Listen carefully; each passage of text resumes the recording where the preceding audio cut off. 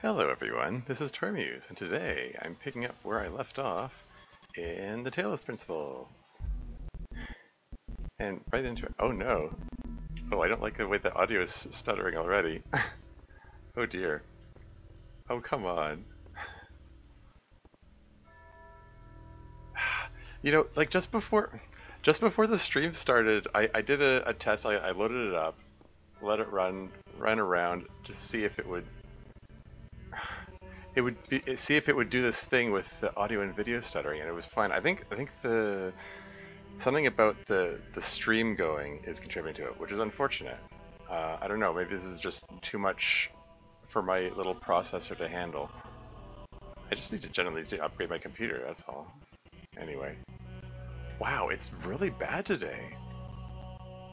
Like, it's really bad today. Like, I'm barely, like, taking a few steps. It's like, just really struggling. I don't know. I mean, I don't know if it's worth messing around with any settings or anything. I mean, the last time it was acting up like this, I mean, I turned it down to high. It was, like, at ultra previously. Okay, whatever. Anyway, going into area 4, whatever. Let's just roll with it, I guess. Oh, this is awful. Oh, I hate this. Oh, this is unfortunate. Okay, and you know, like, I streamed yesterday, and it was fine. And, like, I didn't do anything differently, except, I mean, I don't know, whatever. Okay, let's just, let's check out this, these archive messages, yada yada yada, all this story beat and lore building stuff here. Yeah, incidentally, as I mentioned in yesterday's stream, like I have I applied for Twitch's affiliate program, so periodically this thing is gonna go do an ad break. I set it to do an ad break every like one every hour. It's supposed to give a warning before the ad break starts. I don't know, just heads up, I guess. Anyway, let's see what we got here. Yeah, web crawl. So year 0, December 11th. Pets.html? What do we got here? Please remember to release your pets. While it's true that not all pets will be able to adjust to living without you, many will manage, and the least you can do is give them a chance. Just remember, release your pet before you become incapacitated. Okay, here's some world building. Here's some like, we up to this point we don't, like, we haven't known what the nature of the calamity is that's supposed to end the world. Holy moly, I'm not doing anything, and it's still, the audio is still crackling. Like, I'm doing nothing. I'm just looking at a mostly blank screen. Like, when I'm moving, like, it doesn't, the most sorry. I'm gonna complain about this whole stream. I probably should keep this short stream as a result, frankly. But anyway, yeah, no, like when I'm moving around, it's like, okay, fine. It's trying to render visuals and the audio at the same time, and it's proving too much for the processor to handle, yeah, etc. So okay, it's gonna cause the audio to stutter a bit, but like, even when nothing is happening, it's still crackling? I don't know what to do about this, because it comes and goes. It's an intermittent problem, and those are the worst to troubleshoot. You know? Like, sometimes it's there, sometimes it's not, and it's like, I don't know what I'm doing differently that makes it happen sometimes, not others. It's weird and frustrating. Anyway. Impact your reading.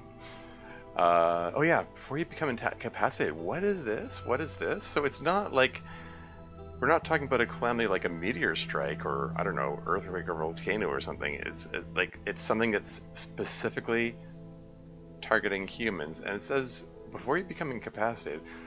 That sort of lines up with, like, someone made a comment about I started having symptoms. So, like, there's some kind of I guess it's some kind of disease that's wiping out humanity? Perhaps, maybe they're turning into zombies, I don't know. Anyway, If you notice any locked-in animals in your area, please take the time to free them. Leaving the doors and windows of your home open will turn it into a useful shelter. Setting out large quantities of dry food may help your pet through the transition period. Yeah, the ones that say year 0, it's like...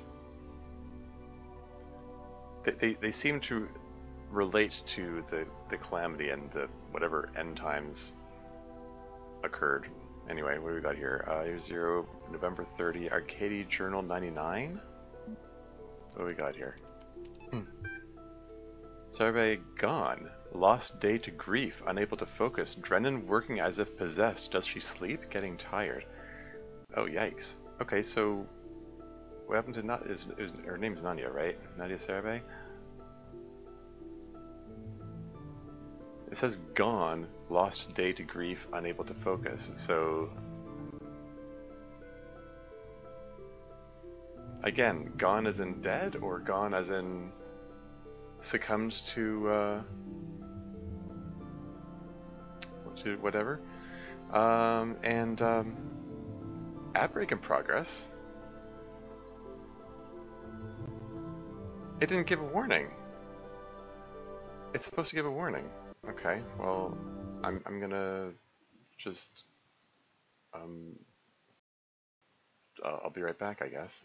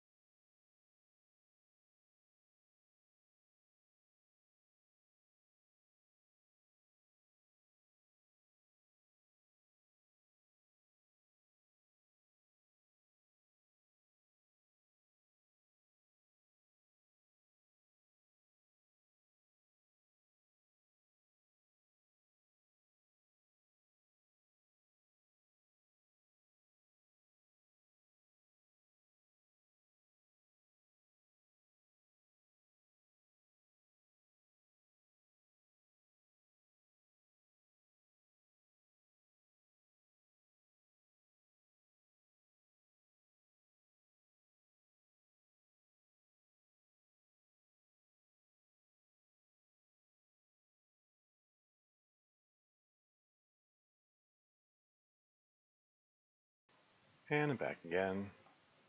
Oh, I probably should have clicked back into the game so that there's at least music playing for the VOD. Oh well. Anyway, yeah, that was weird. That outbreak came out of nowhere. It didn't. It's supposed to give a 5-minute warning before before the outbreak plays. Like, did I accidentally dismiss it without realizing it? Like, permanently dismiss it? I don't know. Anyway.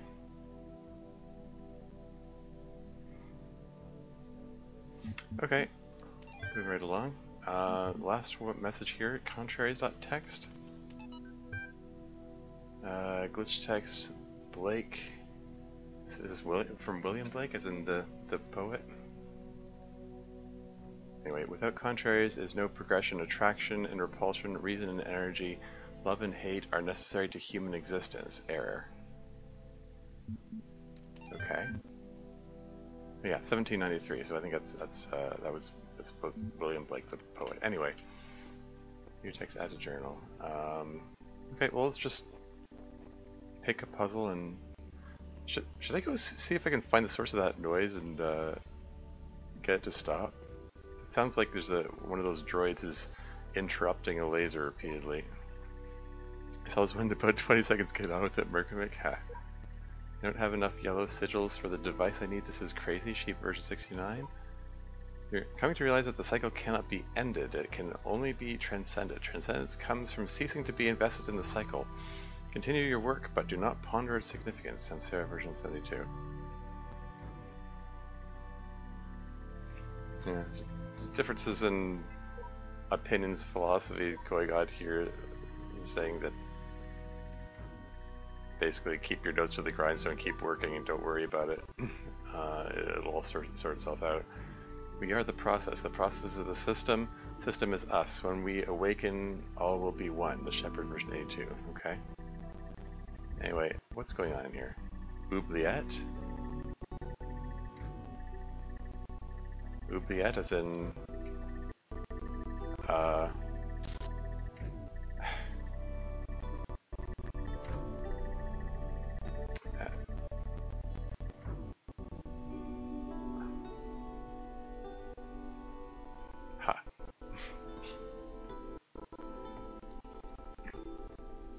I mean, you hear Oubliette, I think of the Magic the Gathering card Oubliette.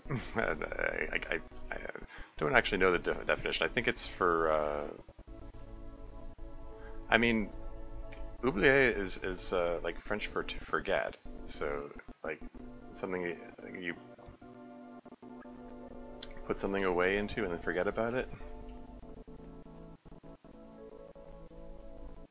This is not tolerable. I'm sorry. This continued stuttering and stuff. This is the worst it's ever been in any of these streams. It's troubling. Anyway, okay, so we got another one of these platform things here. We got the recording device. How are we going to go about this? I'm thinking... Okay, so this platform is not as high as the others for that purpose, and I'm wondering... Okay, I'm looking around, plans are forming. Let's try to figure out what my options are. I've got a cube. Got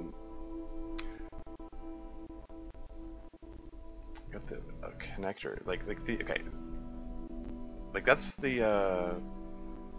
emitter that we need to connect to the receiver. We just need to stop this bot from moving around.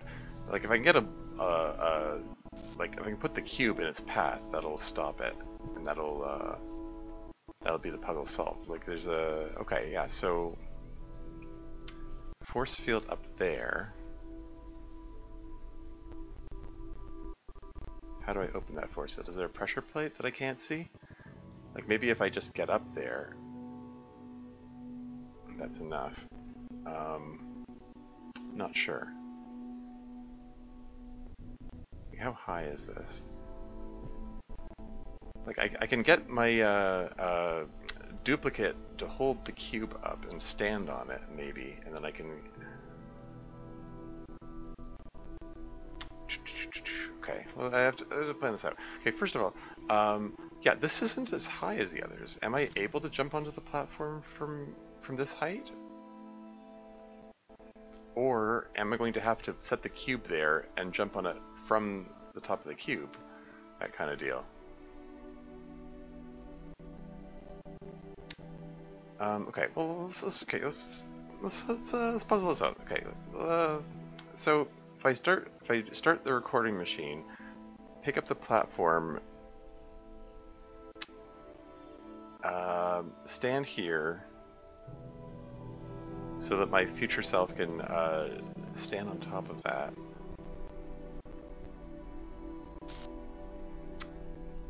but it's not.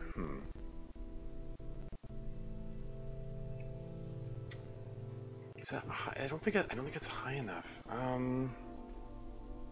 don't know. It's just. Why is there a like no feet symbol there? I'm confused what that's supposed to. Does that mean don't stand there? I don't know what that means. Anyway. Right. Okay. All right. Focus. Let's like I can't just pick up stuff and do things and see what works. It's the kind of thing I have to plan out in advance. That's the nature of this record machine. Like I definitely need to use this machine. There's no ladder to climb up there, but I do need to get up there, it seems. So okay, let's try put a cube there. Let's put it on. Is there any level ground here? Level enough? Whatever. Okay, so here's the plan. Hit the record button, pick up the platform, stand there, give my future self time to pick up the cube and set it on top of the platform and jump on top. Or actually, no, maybe I just need to maybe I just need to stand on the platform directly while holding the cube. Or maybe I need to make 2 trips of it. Maybe I need to get both the connector and the cube up there. The connector to sit on the pressure plate and the cube to put in the path of the bot. And then I can climb the ladder up. I'm assuming there's a pressure plate up there, otherwise I'm not sure how this works. And then I can pick up the connector and then connect. So I think I need to go back and forth twice.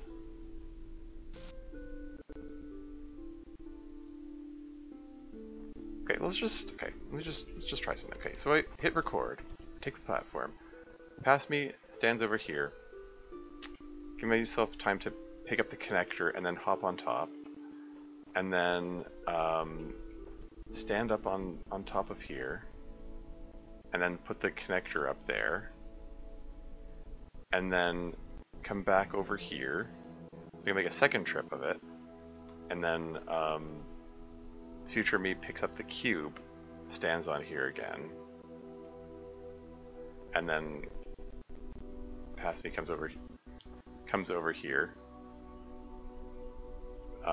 and then goes up. Yeah, it goes up there, and that's it, I guess. Okay, past me's gonna go do its thing. I pick up the connector. Okay, so I'm standing on here, waiting for him to run over here and hop on the cube.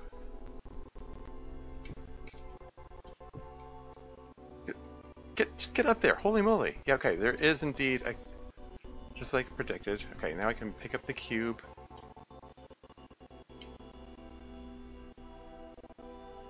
So there is a pressure plate, just like I predicted. I'm standing on this thing, right? Okay.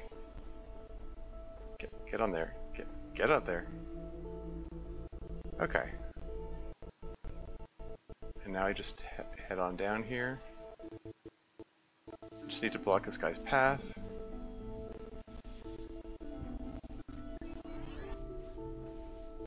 So that's interrupting him from, well, stopping him from interrupting the path of the beam. So I should be able to pick up the connector. Yeah, the stuttering is getting worse and worse. This is awful.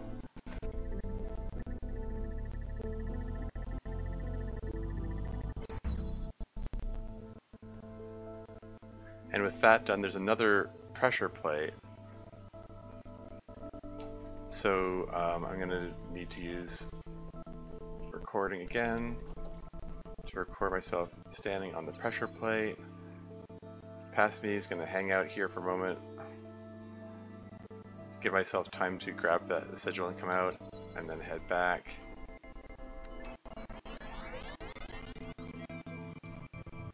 Wait for past me to get there. What's up? Grab the sigil. And there's another force field here? Lead to another Pressure plate? What's all this?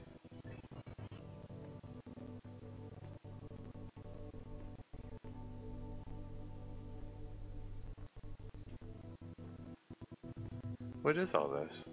Another super secret? Is that where the stars? Is there going to be a way for me to redirect a red laser here, or do I have to get over there from the other side? Wait, can I get there from the other side? Can I?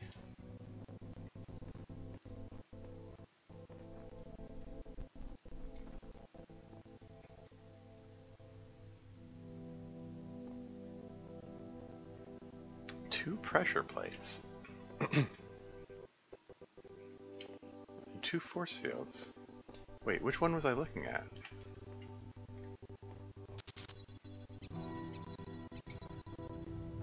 There's a star. How do I get in there? Holy moly. I can't believe this. I cannot believe, I'm gonna complain about this for the whole stream. I cannot believe how bad the video and audio stuttering is today. Like, I'm tempted to just stop the stream and reboot and try again, but I don't know if that will help. Like, maybe would it help if I like close the browser over here? That's or hold on. Maybe I don't know. There are other things I can close. Like, what if I close Discord, for instance? I have Discord open. Just maybe if I just have fewer things running, I don't know. That shouldn't make a difference. I had Discord running at the same time last time as well. I mean, I can close the browser to close the stream manager. Then I won't be able to see the chat. Maybe I can. Okay, what if I just hide that?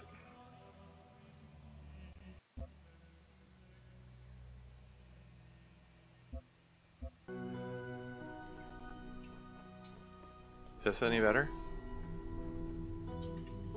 Seems a little better at first glance. Seems a hell of a lot better. Okay, what if...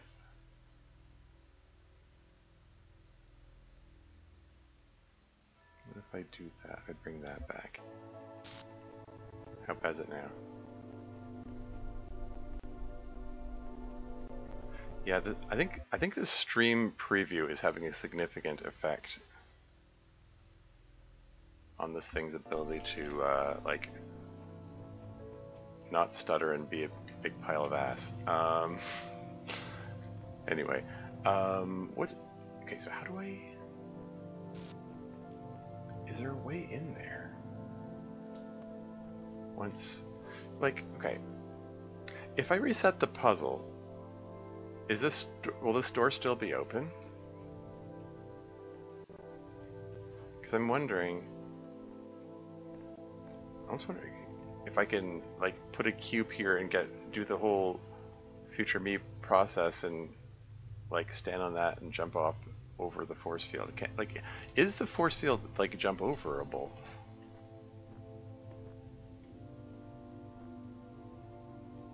I just wonder about that.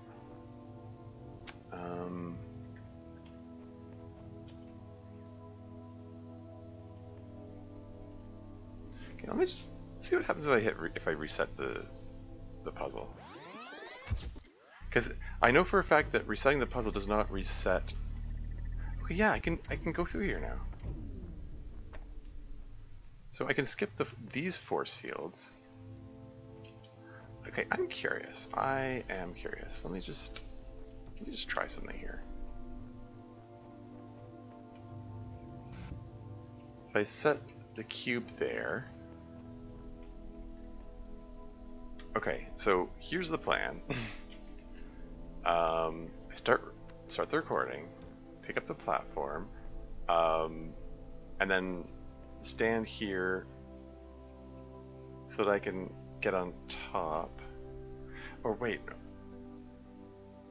Well, want to maximize the chance of this working. So shoot, I need to give myself time to run around there, pick up the cube, come back, put the cube on top, and then stand on top of the cube. Except wait, then I don't think this is high enough for that. Like, this isn't high enough for me to. I mean, like, this platform here isn't high enough for me to stand on the cube. I don't know, whatever. Well, I'm gonna run around in a circle just to annoy future me. Whee! Or maybe a figure 8. No, I'm kidding. And then I just walk through here, step on here, and see if I can jump over there. Somewhere in that process, I want to pick up the connector so I can take it with me, so I can just set it on the on the pressure plate. I don't know. I don't.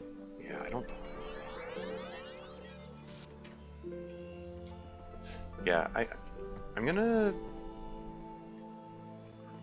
I was thinking that I was initially thinking I'd go back and get the cube and then put it on here and then jump on top of that. But like, now that I look, like, yeah, that would make this too high. I wouldn't be able to. I wouldn't be able to do that. So I'm just gonna try it like this. I'm just gonna try. Okay, I'm gonna wait for that overly long pause, and then just trust past me to go do the thing. And off I go, running in circles. Or then I decide, oh, no wait, make it a figure 8 just to annoy me. It's like, damn it, pass me. What are you doing? And then climb on top of here. And can I actually can get over the force field. Interesting. I wasn't sure if that would be high enough. But hey, there you go. I got the star.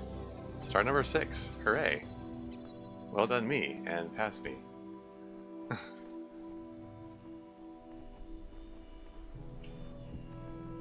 Cool. Okay.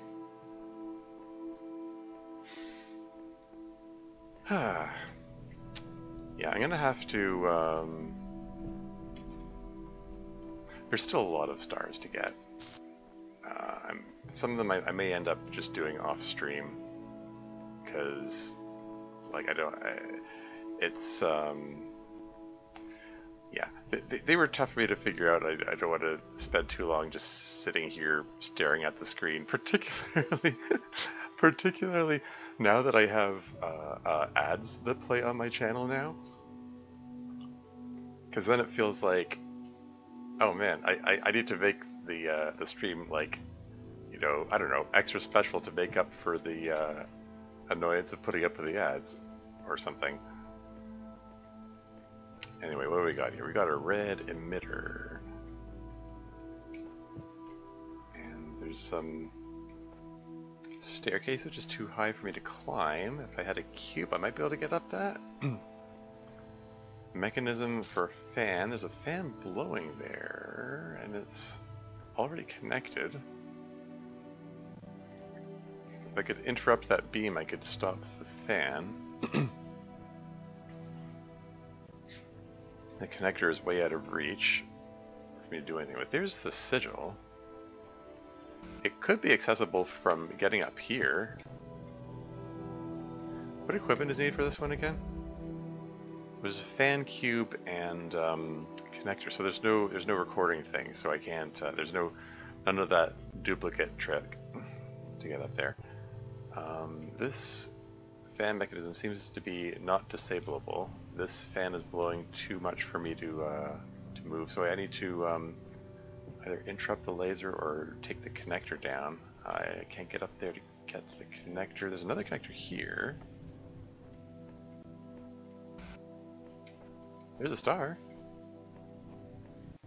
Huh, it's up high. Yeah, if there's only a cube that I could stand on to get up there. Huh. Or use the fan to blow myself up there? Depending how strong the fan is. Okay, we've got a red emitter. Is there a red receiver? There is one down. Oh, over there. I can open up the force field, but I don't see... I mean, I can open it. Let's just try opening it, just for... Oh. I expected that to open up the force field, and then I would be able to connect with the other one, but I guess not. I have a feeling that... Does that force field need both of those open, or was that receiver for something else? Like, because now that I look, there was that red receiver looks like it has a wire coming off of it. I'm wondering, does that wire connect with something? Or both? Okay, both the red and blue receivers are connected to the force field, I guess. Yeah, I think I need it. So I need a second connector. So this connector isn't going to do anything on its own, regardless. Ah, there's another receiver over there. There's another connector there. What's that connect? The connector is connected to something. What is that connected to? I can't even see. I am confused.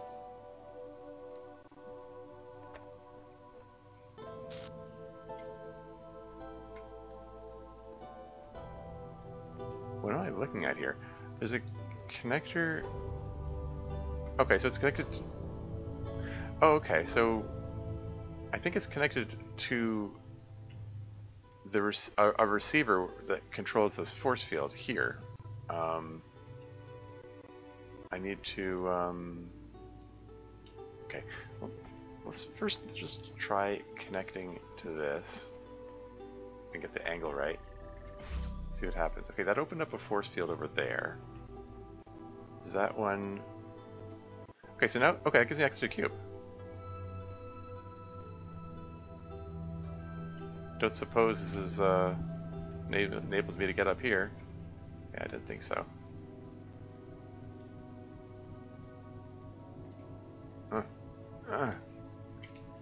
Just humping the wall now. Okay, whatever. Can I get up here?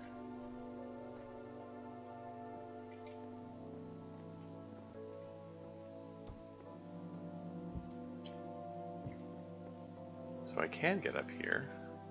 At least gives me a little bird's eye view of the place. Can I hop up on this thing? It doesn't have the little context footprint display, which indicates that I can hop up onto it. Oh, okay. I was able to get up there anyway. Except now I can't because the cube is it's up there. So let's just reset this.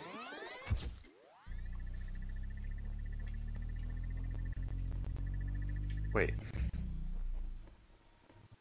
It took so long to start that up. It's like... Wait. If I run fast enough, can I get there before... Run! Get there before the fan starts blowing? Almost. Almost. Oh well. Okay, let's go back and do the thing that I did before. So, connect to the... Excuse me?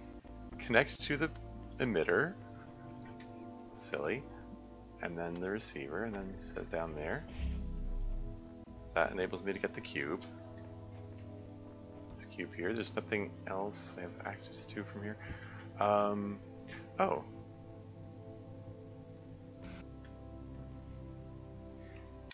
Getting in here, look, okay, I don't have direct access to the connector, but I kind of wonder...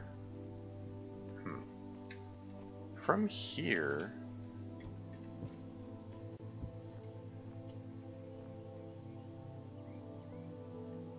Like, I was thinking, oh, maybe I could bring my connector over here and connect from here to the connector, which in turn opens that force field.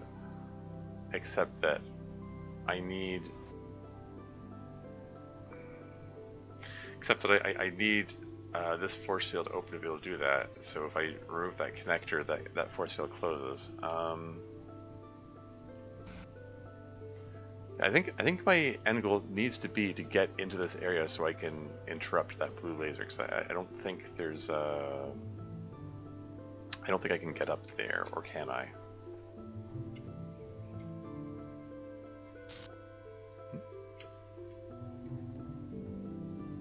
And that connector looks a little different. I think that might be like a permanent connector. Like I can't. I don't think I can pick that one up or move it or anything. This little slope here. I don't think I can actually do anything with it.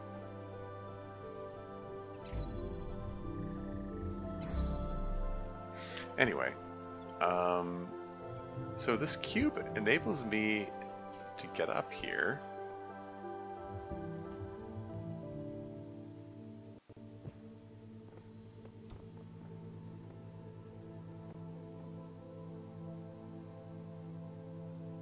I can drop the cube back down.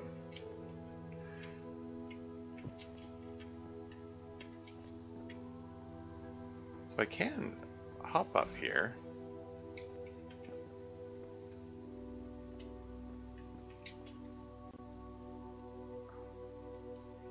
Can I jump that far?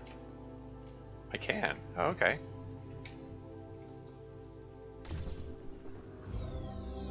That's another star.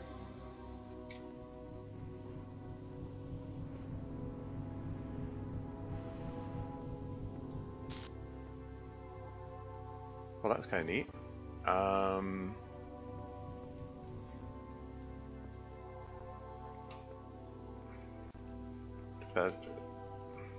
Don't know if that's something.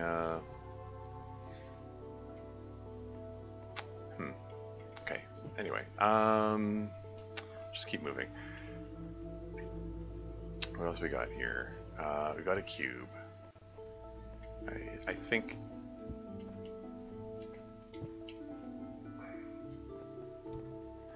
There's a split-second delay before the little footprint icon appears, and I'm getting too impatient. Okay, I'm gonna leave the cube down there so if I screw this up, I can still get back.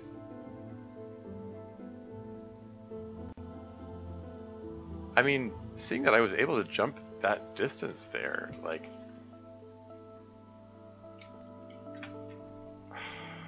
Overshot. Overshot big time there, okay. I don't know if this is the intended solution.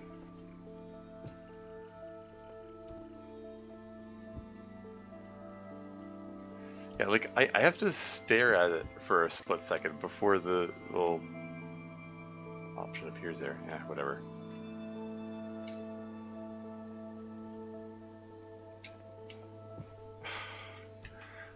That time I wasn't holding down the sprint button to see if it would help.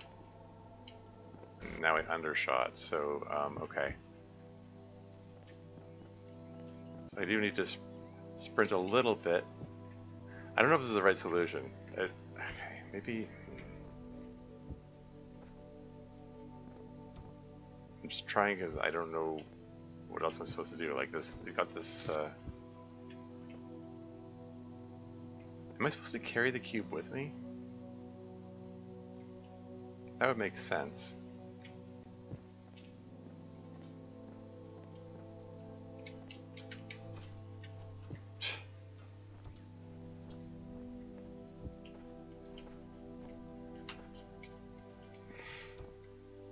Okay, I have to stop getting impatient. Wow, I have to stop getting impatient. I have to wait that split second for the thing to appear.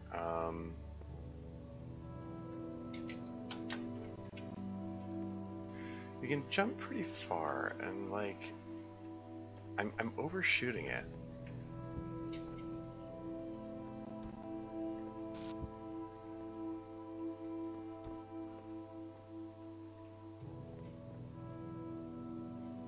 Can I just jump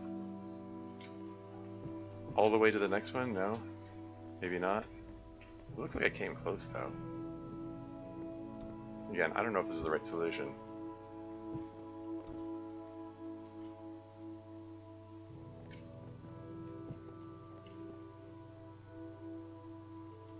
Ah, frig. Didn't even jump that time.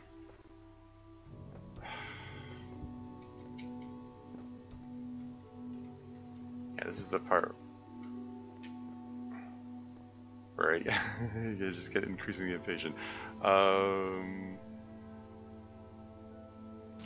Can Can I walk on the surface of these? I guess not.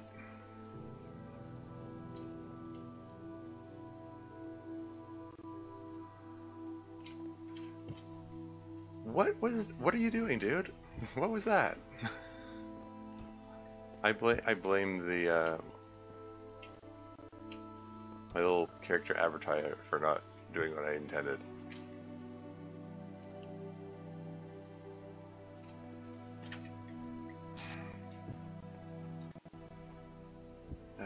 I don't know. Does getting a running start, like running that little quarter inch before jumping, help?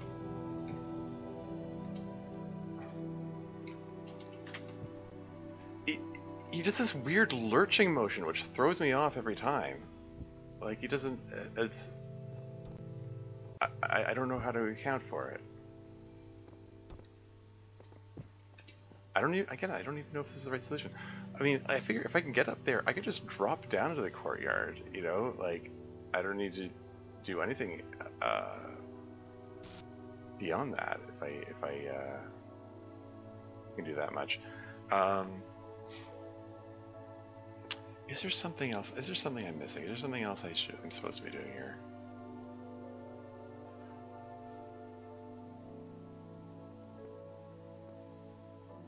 Like, I don't think, like, getting onto that ledge was easy in comparison. It's even though it's a longer jump, it's a longer jump, but there's more area to land on. Like, I'm trying to land on this little ledge here, this little pillar. Why does it lurch like that? Like, he jumps like he's gonna just move forward a little bit, and then he lurches forward a split second after starting the jump. It defies physics. It doesn't make any sense. I don't understand why it's working like this. Or it's not working. I don't understand why it's operating like this. It's just odd. Okay.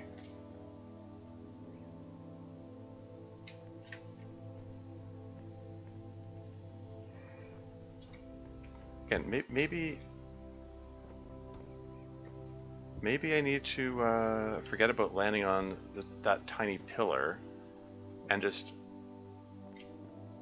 go all the way and just jump all the way across. Like, I'm getting close to landing there, you know? I could probably just skip landing on the pillar altogether and jump to the next one.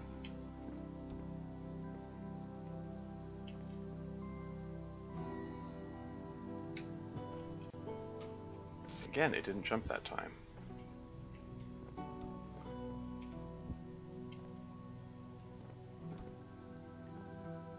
There's also, okay, hold on. There's also this ledge over here. Just for the sake of my sanity. It'd be funny if this was the solution all along. I just had to jump up there. Because that does lead into the area where the sigil is. I don't know where else this... Just out of curiosity. If I connect these two to each other... Yeah, it needs both the red and the blue, so I need at least two connectors. And there's nothing else for this to connect to, right? There's a connector there, but I don't have line of sight with it. Unless this force field is down, but I need the connector to be in the other area in order for that to have line of sight, so...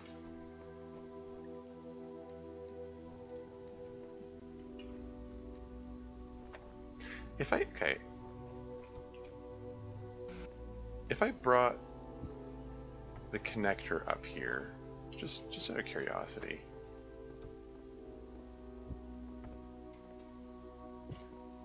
does this have line of sight with anything significant?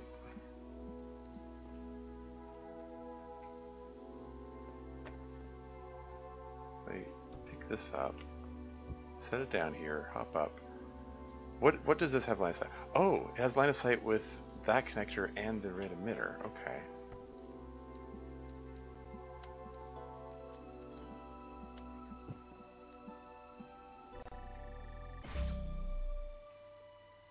I'm guessing if I take the cube away, it no longer has line of sight, yeah. Can I maybe set it down on top of this thing?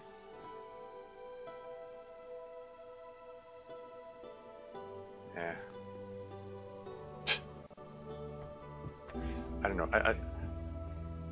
The reason I'm hesitating is I'm wondering if there's a...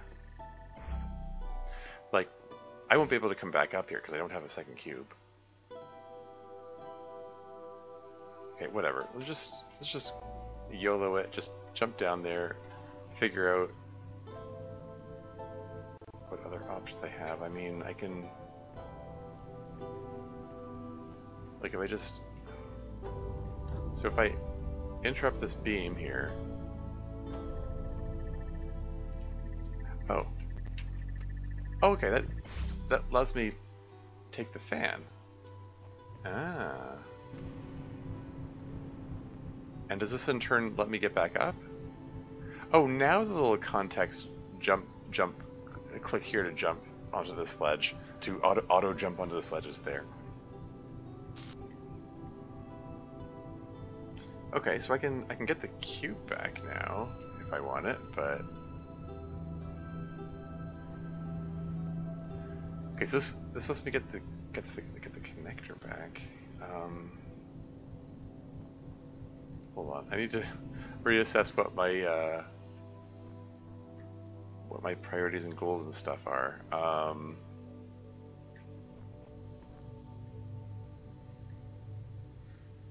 Is that where I want to go?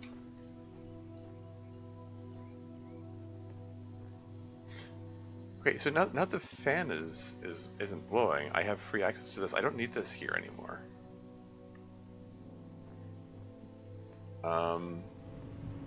Yeah, I think this is the moving the fan was just so I can get the connector and cube back.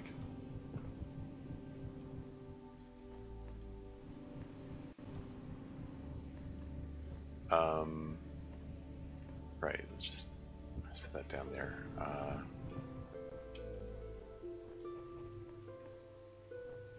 Right, okay.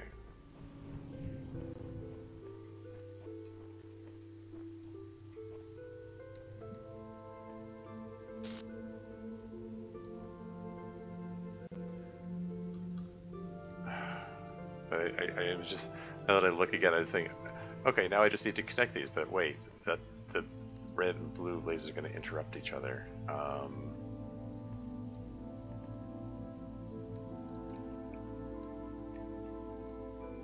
Shoot, I might have messed this up. Did I need to leave that up there? I don't think it has line of sight though. Thinking. Okay, let me just try heading back up here. I just want to get myself a bird's eye view of this place, and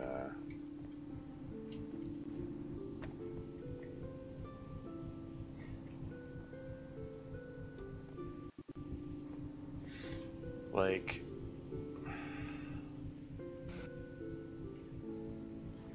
from here.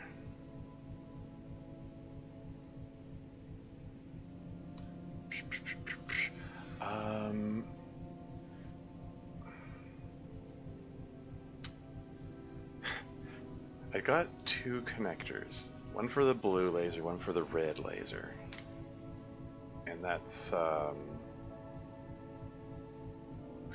right, silly me. No, I just, this is easy. I'm just overthinking it.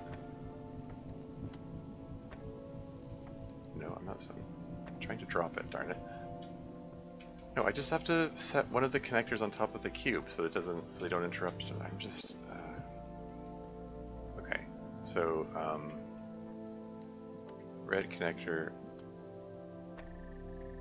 Sorry, red emitter, red receiver, and then for the blue one, just set the cube in there.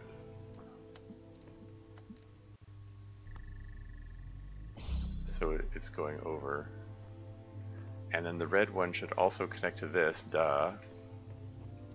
I saw that ahead of time and was thinking, I thought, even though I didn't say it out loud, I was thinking it, but I somewhere between thinking it and doing it, there was some kind of breakdown.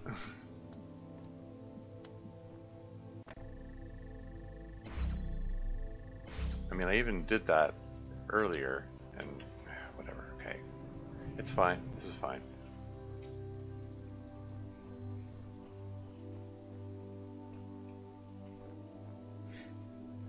And there's a pressure plate here. So I need... Gosh darn, I need... Oh, the fan. The fan, of course. Yoink.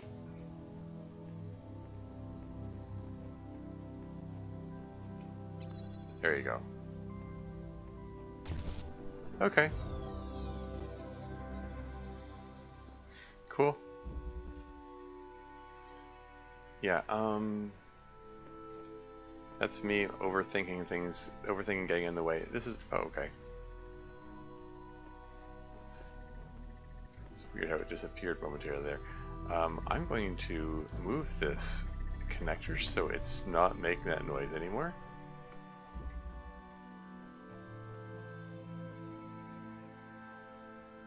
I'm going to wait till I solve this before taking up the paint and painting a message.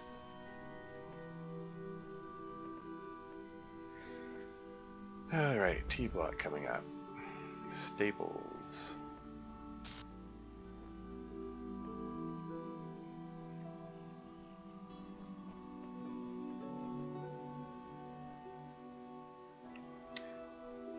Okay, yeah, so we got a red emitter and receiver there. Haven't seen any connectors so far. There's a jammer.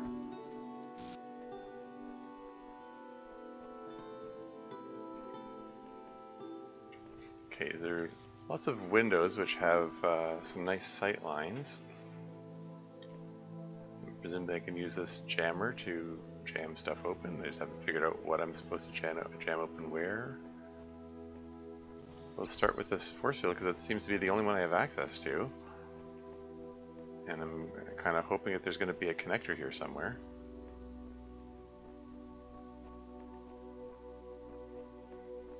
Yep, yoink. Connector has been yoinked. There's another connector over there, but...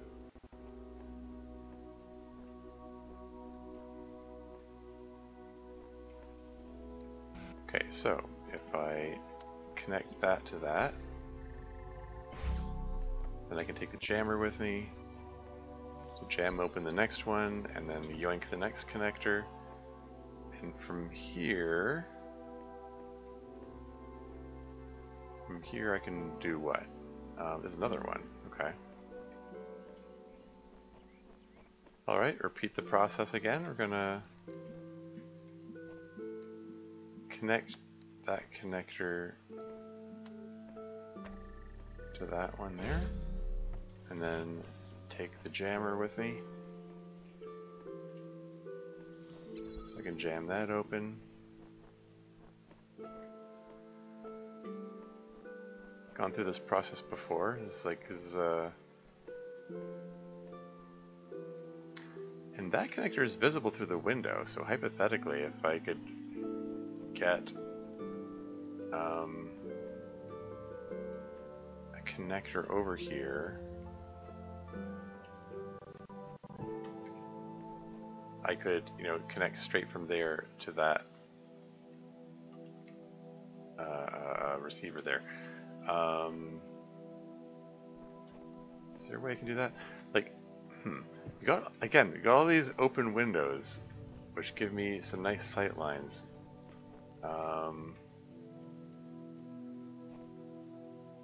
Like I can just go straight from the emitter to here through that window, for that matter. If I could figure out how to do so.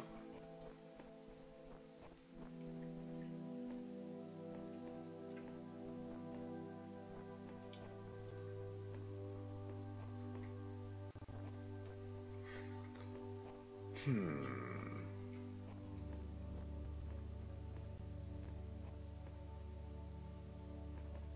it's trouble. As soon as I take out any of these connectors, the force fields are going to go down. But I have 2 connectors.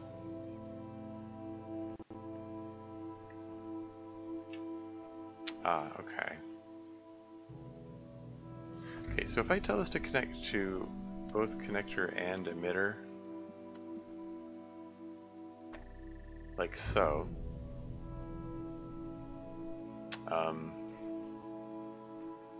well, now I've done it.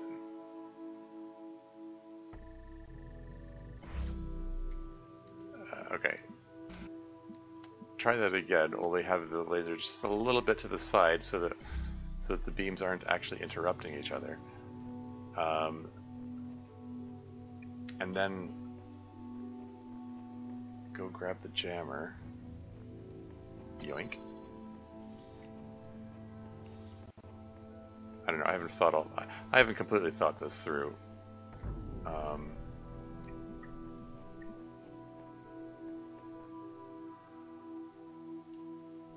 Yeah, as soon as I take the jammer away, that force field goes down.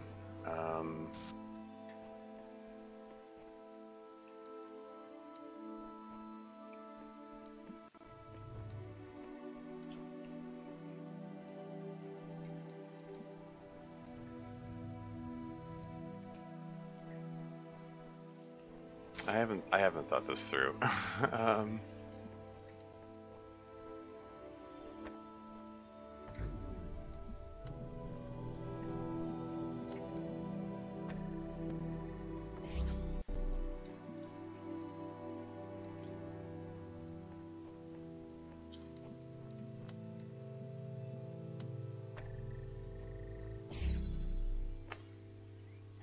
Just figure out where to go from there.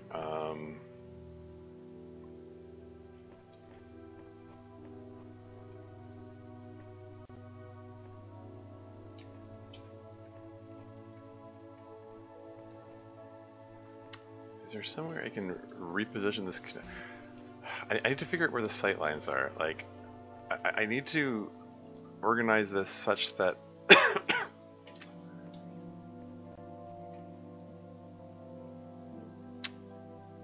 I have a connector here that can just go directly, like so. Or just bring the jammer over here. Oh wait. For that matter, if I could bring the jammer here, I could just jam it from there. But right now the jammer is holding the force field open, which allows this beam to reach here in the first place, so... Okay, where are these windows? Where are these sight lines?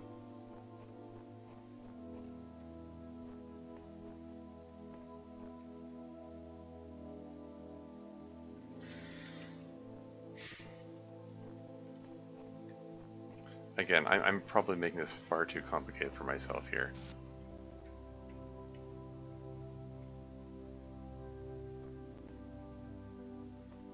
Doesn't quite have a direct sight line with that, but it's close. Hold on. Or does it? Does it? Is there a point over here which has direct sightline all the way to the emitter? Guess not. It's very close to it. I think it's deliberately set up so it doesn't have a sightline there. Okay, just curious. So if I could connect this directly to it, then I don't need that other connector there.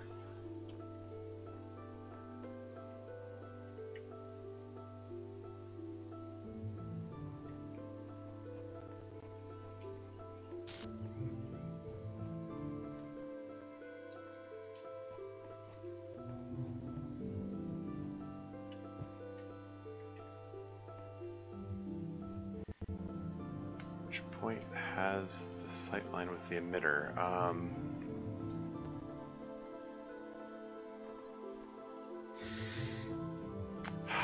I'm sure. I'm sure there's.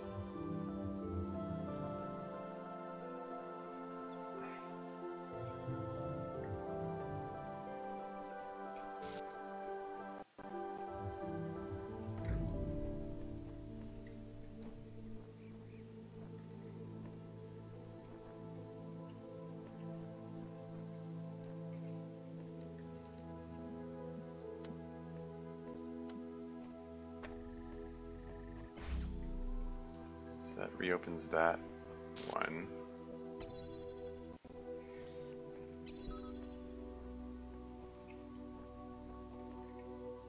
Then I need the jammer to open that. I got another ad coming up in 5 minutes, or ad break, I should say.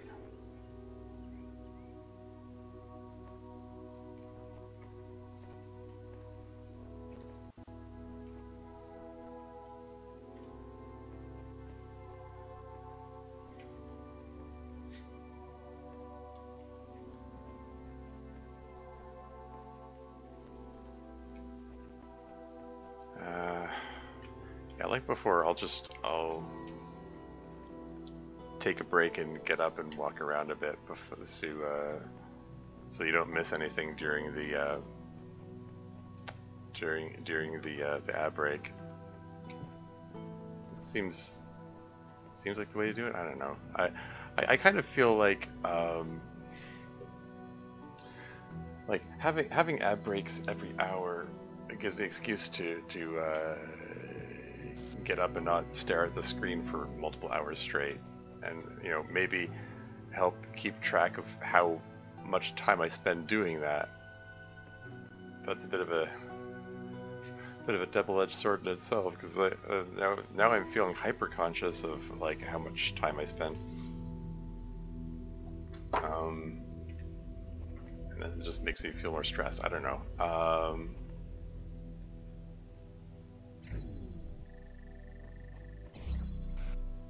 Heck. This isn't. I'm sure this isn't that hard. I'm just overthinking this. I just need to get the jammer on the other side of the thing.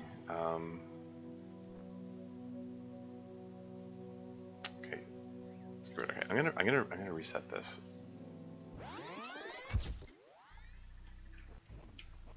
Oh great! Now we have to hear that sound effect playing the whole time.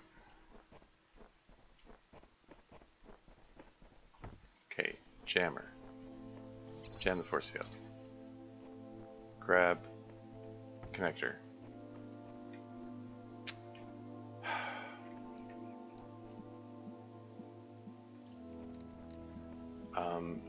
Connect this here so I can take the jammer with me, jam that, pick up the connector again,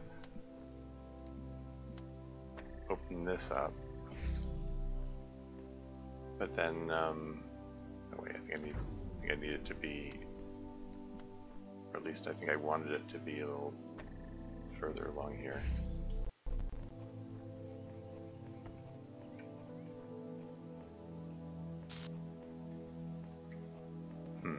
Yeah, I don't know. I'm second guessing myself. If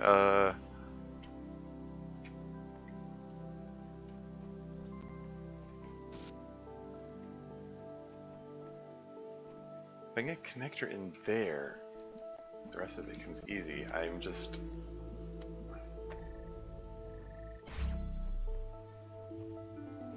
How do I get the connector in here? Or if I get a jammer in here, the rest of it becomes easy. Right? What am I missing here? Heck.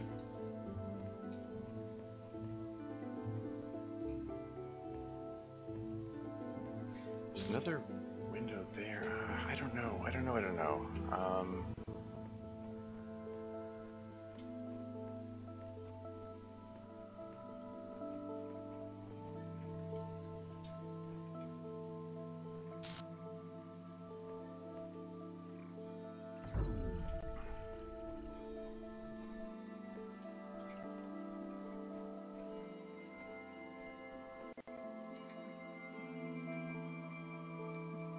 Like I can connect it from here.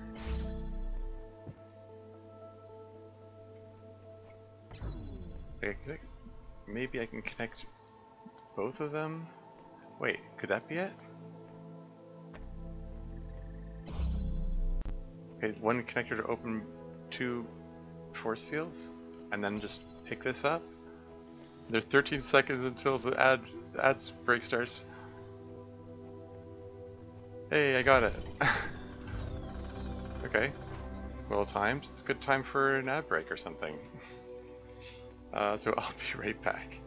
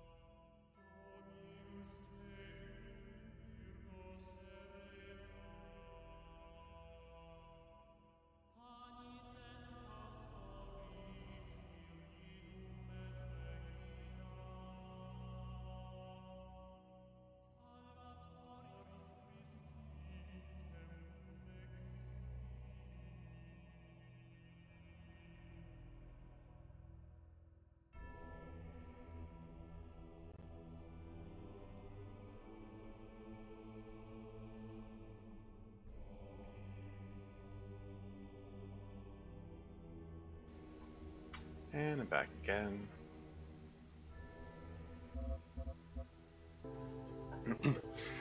Okay, so I got it.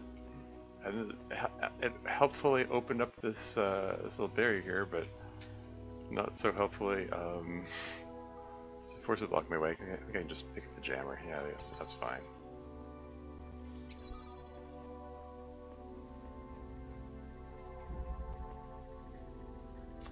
Cool. I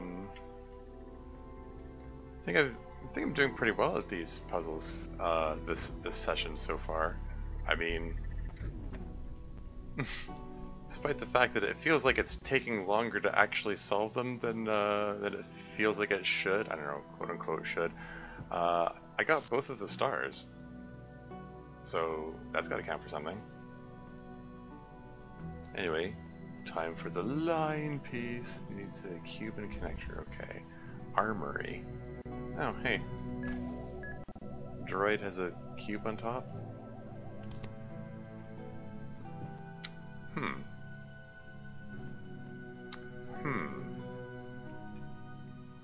there something I can do with that? I have observed the droids with the cube on top before, and like only a couple times. Like one time I was able to ride it, and another time, like it collided with the turret and blew up and left the cube behind, and then I was able to use the cube. But as it is like this, I don't know what I can do with that. It's off the corner away from everything, so anyway. Blue emitter, red emitter, 2 connectors. There's a blue receiver there, another blue receiver over there. There's a jammer on the other side of the force field, looks like. Okay, there are 2 force fields here.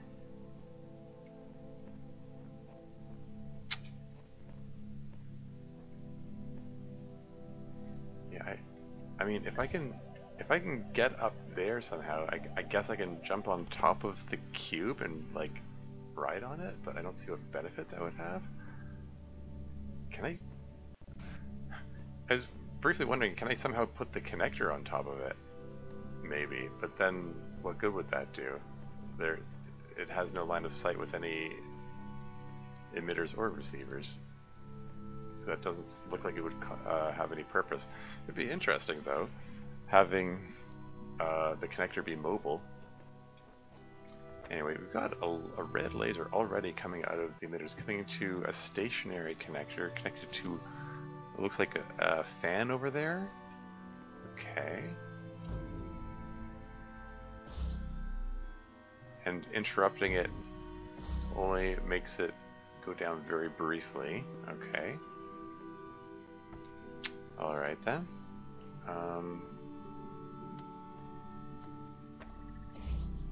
So if I open up that force field, what do we got over here? There's another blue emitter, and yeah, that fence there means that I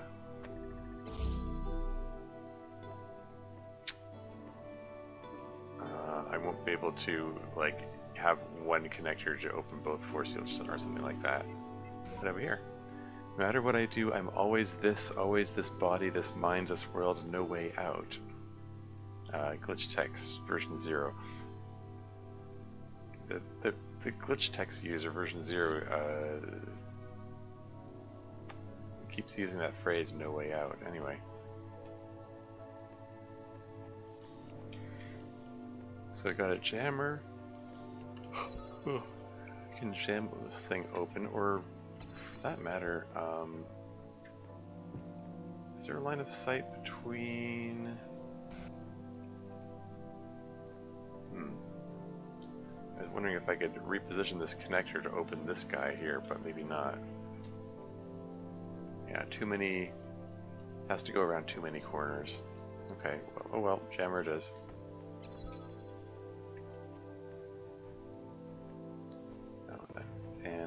Oh, that fan covers a wide area. Alright.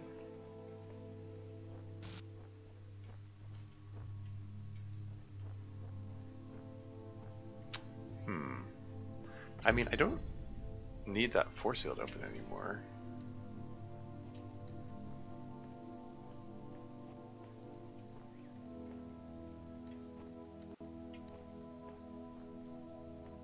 Can I, like, do a thing where I, like, deliberately cross the streams just to interrupt it. It's elevated to stop you from doing that. Darn it.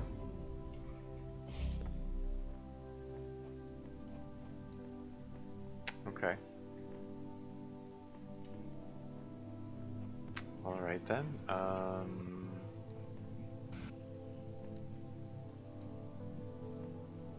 So I can move this over if need be and have it maybe there, and then from there, yeah, there's no way to have for it to have line of sight with both.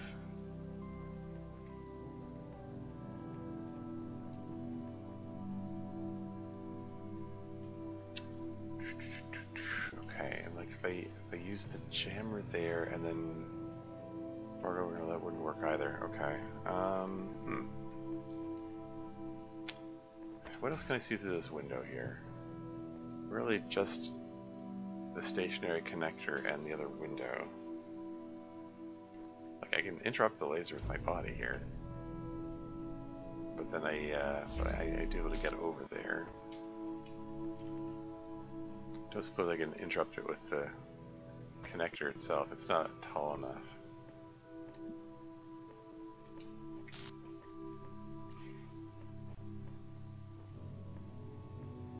And there's nothing in this room here.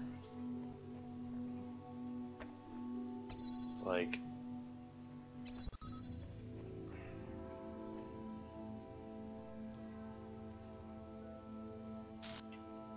I'm wondering, I was briefly wondering maybe I could use the jammer to jam the fan, except that I need the jammer to open the force field.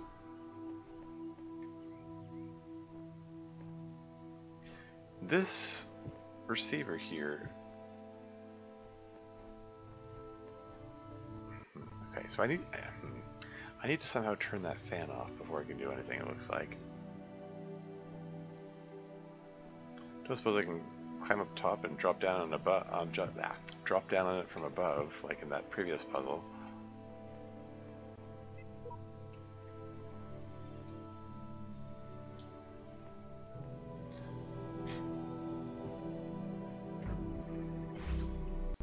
Yeah, this window, it has no line of sight with the blue receiver or the fan or anything over there.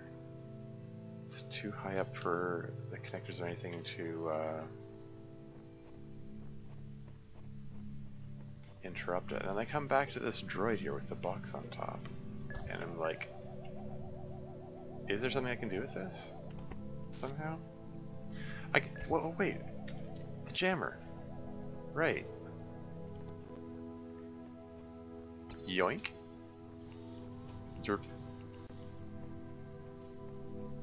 What if I jam the droid? Can I just yoink the cube off it? There you go.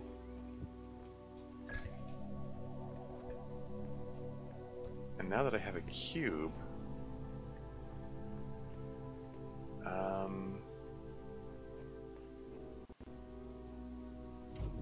can I? Is that cube sufficiently elevated for me to grab the connector and block the beam?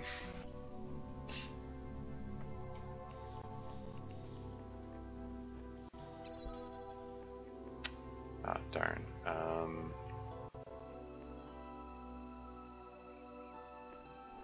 Oh, right, I can take the fan down now.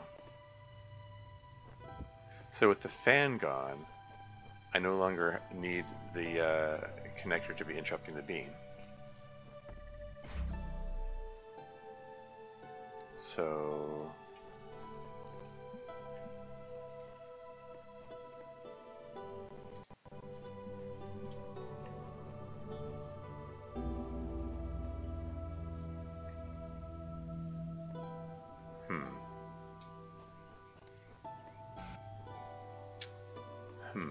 Still need to open that.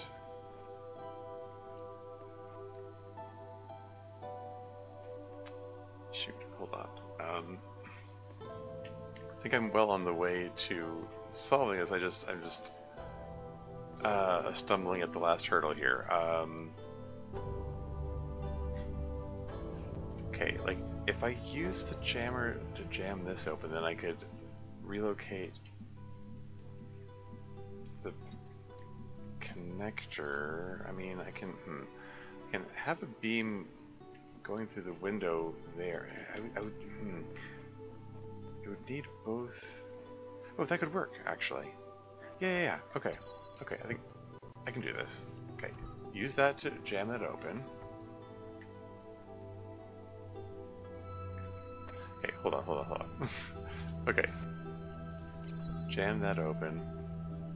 Have this connector connecting to the receiver there. Pick up the jammer, jam this open. Pick up this connector, connect to emitter, connector, and it's being interrupted by something. It's interrupted by the wall, because I didn't place it very well. Now it's being interrupted by the cube. I can get that out of there, that's no problem. Okay, so now that force field is open. I'm carrying a cube with me, I don't know why, I don't need it anymore. I just need to jam this open, and there it is, I got the sigil. Line piece! And it opens up the way through here? Oh, okay. Neat.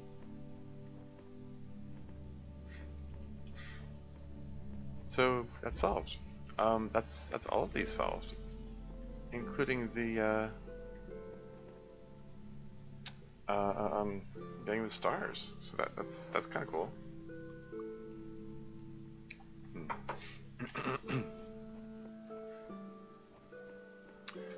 Let's just take a look around a bit. See if there's anything else to be found. I didn't find a second terminal. Usually these areas have 2 terminals in them. I did find the kind of paint. I guess I can paint something. Let's paint it in a sunny spot. I have no idea what's going on. Do you? The certification program. Dice saw this. Try crossing the laser beams. Stay true to your path. The wondrous powers are granted those who progress first. These are all the same messages before. See them out in the secret halls. Don't bother going any further. I'm way ahead of you already. I'm expected to solve these problems when my existence is so limited. This is without a doubt the hardest problem I encountered.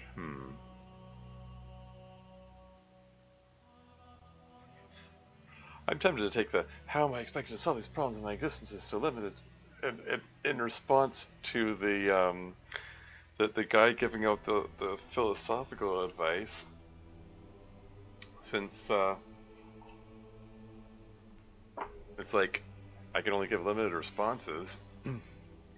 Some of them only one word, and then he gets all snarky like, "Oh, you're stuck in this box. You can't think about the world any differently." And I'm like, I have limited responses. It's just what do you want from me?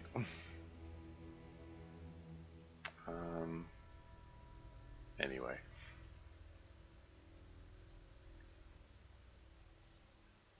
I'm gonna go with that one. Well, my existence is so limited. Here we go.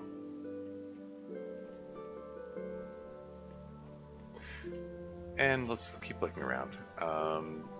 Because even though I've got the stars already, there might still be things to find.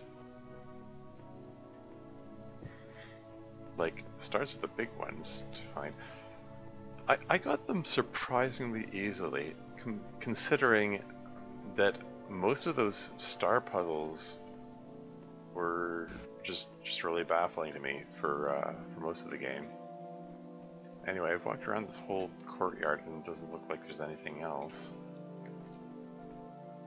Nothing obvious anyway.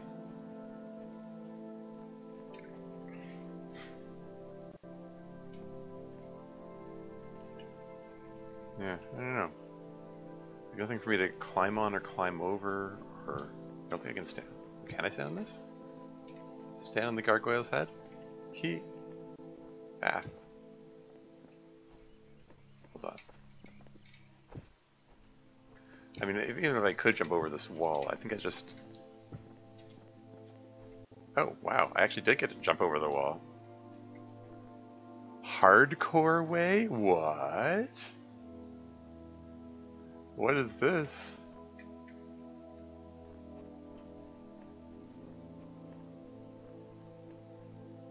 Casual way? What? Hardcore parkour.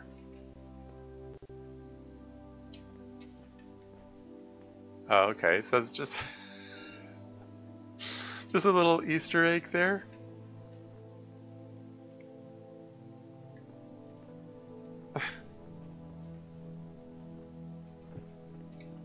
Hold on, hold on.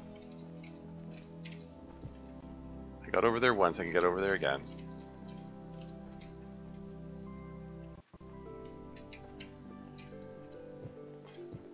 I have, for the sake of content, I have to find out the difference between the hardcore way and the casual way.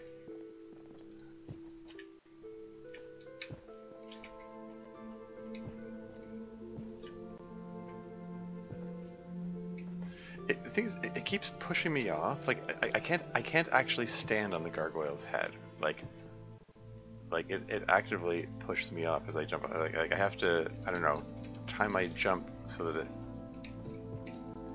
There we go.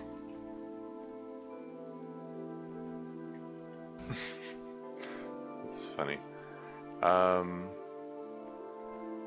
Okay, so that was the hardcore way. What's the casual way? I can climb up here. What's this? More Easter eggs. Okay, so there's behind the scenes stuff. Are these pictures from the dev team? Some kind of Twitch panel? Someone trying to assemble a real life Tetris puzzle thing? Yeah. I don't know who any of these people are, so I have no context for appreciating this. I'm guessing I'm assuming these are people from the dev team for the game. These are like behind the scenes pictures.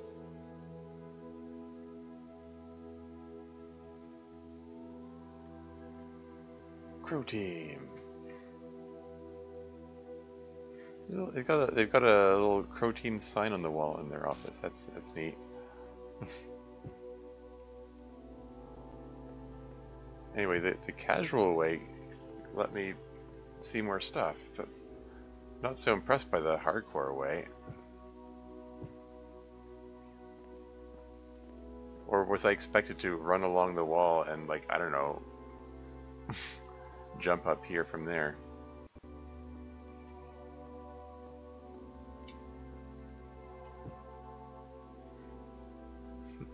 Pac-Man arcade machine there.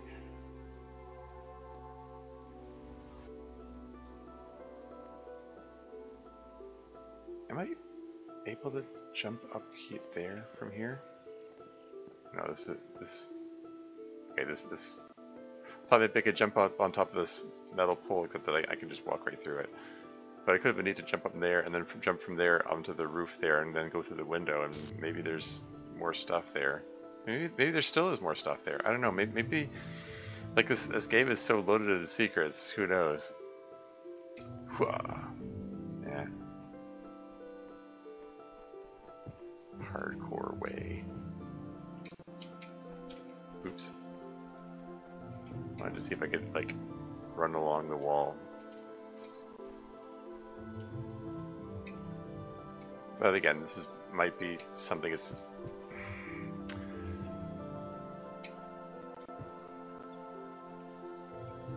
maybe I should save that for off stream. I don't know. Isn't really anyone watching anyway. It says 1 viewer today. I don't know if that's because of the time of day of the streaming, or I got a few more viewers yesterday. Oh well. I don't have any regular streaming schedule or anything. Maybe I need to figure out what time works best. This one has 3 stars. Well, let's give it a whirl. Many ages. Yeah. Oh no! I didn't mean to interrupt that. Did it just... What happens if I hit reset?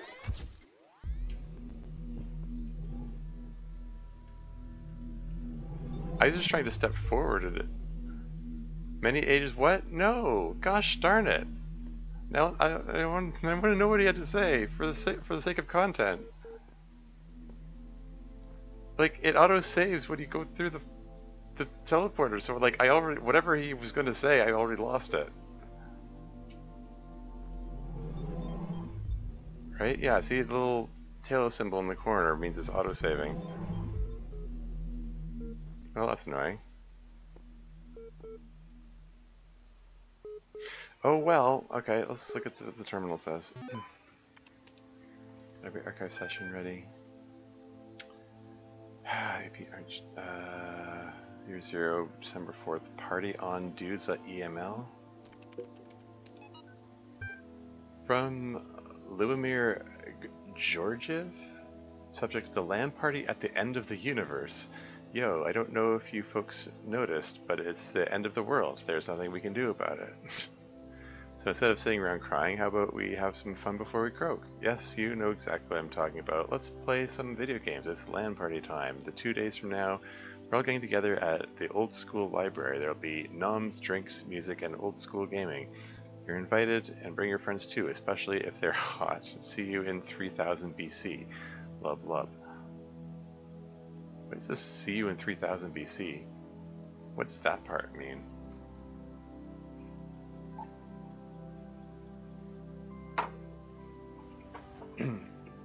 I mean, okay, like, have some fun before we croak suggests that they're all expecting to die. Like, I did wonder if this, like, disease or whatever, it doesn't actually kill people. Maybe it just, I don't know, render them I don't know. Who knows? What's this 3000 BC? Like, I mean, this simulation we're in has some very old imagery in it, like ancient Greek times or ancient Egyptian times. And the LAN party at the end of the reference sounds like an oblique Hitchhiker's Guide reference. One of the books in the Hitchhiker's Guide series is called The Restaurant at the End of the Universe, and it doesn't mean the end as in like space-wise at the end. It means like the restaurant itself is like they have to time travel to get to it, and it's actually at the end of the universe, and the whole universe is exploding and dying while you're eating your meal, and somehow the restaurant itself is protected from the chaos going on outside. Anyway, moving right along. It's been a long time since I read that book. I may be misremembering some details, but that was the general gist of it. November 7th, progress rep 32. Okay, so this is the progress report on the project that is apparently the result in the simulation. From Nadia Serbe to Ian Mailing List, progress report 32.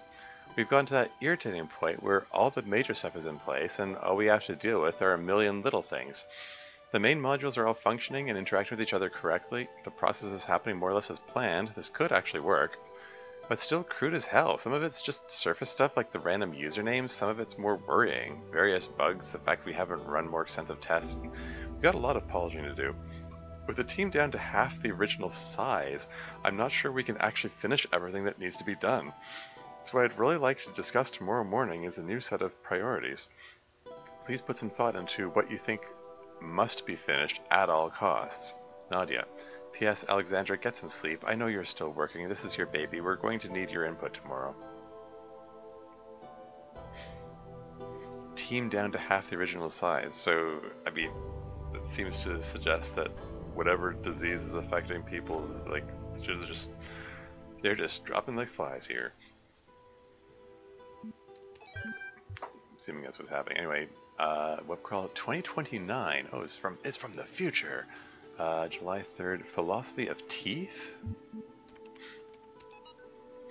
Last night I had a simple but brilliant idea. Everyone who would like to write about philosophy or spirituality, especially to make some kind of grand statement about the nature of the body and the soul, should first experience a really bad tooth infection. I don't just mean a slight toothache, I mean the kind of hardcore infection that happens when several incompetent dentists miss a cavity in one of your back teeth and the thing keeps growing and growing until the nerve itself is really badly infected. I mean, the pain is unimaginable. It comes in waves, and these waves drown out everything else about you. You can't talk, you can't move, you can't think. There's just pain and absolutely nothing else. It's like your brain just gets hijacked by it. And then, go to the dentist, and assuming you get a decent one, they stick some chemicals in you, which make you go numb, and then they drill a hole in you, cut the nerve, snip, snip, and it's over. Just like that, like repairing a car or a watch, your whole existence was crippled by this tiny, tiny nerve sending electrochemical signals into your brain, and this unimaginable pain which nearly blotted out your very consciousness can be stopped just by a little cut. We should call this the Talos Principle. But that's incredibly stupid.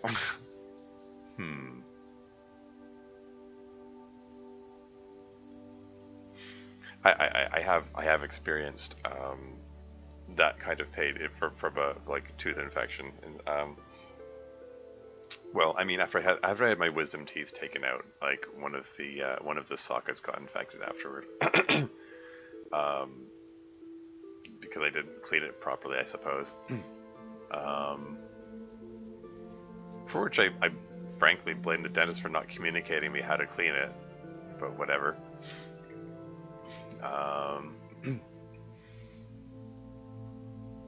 But anyway, in the context of this message here,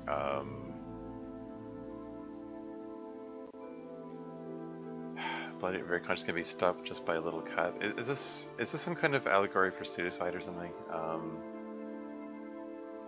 I don't know. I'm gonna move on to the next thing. Oh, okay. That was all the messages there. Let's try not to accidentally step in the teleport. That still pisses me off. I just took one step, and I don't know, stepped in the wrong direction or something. Whatever. What's that say? I keep trying to imagine that all this is designed for some purpose, not just the challenges, but Elohim, the terminals, the glitches, and all. The puzzle isn't before our eyes, it's behind them. Okay. The puzzle isn't before. Is that another audio log? Telescope? What's this? When the scale of it all overwhelms me, this is what I tell myself. We can calculate the age of the Earth, the size of the universe, the future of the stars. Sure, we are minuscule, momentary flashes of thought on a grain of sand drifting through the cosmos. But our minds can recreate the past and predict the future. On, say, Friday, 1,000,000 years from now, we'll all be dead. But right now, we know what the night sky will look like on that day. And so, in a way, we're not entirely bound by time. Knowledge is a kind of freedom. Interesting. That's one way of putting it. Line piece. What? Did I hear a boop boop? Or is it that's the second monitor, or second terminal rather. Here we go. See, this one has two terminals. Okay. More messages to read. So, year 9996, June 23, transcendence.html. Reader responses to last week's article on science and atheism.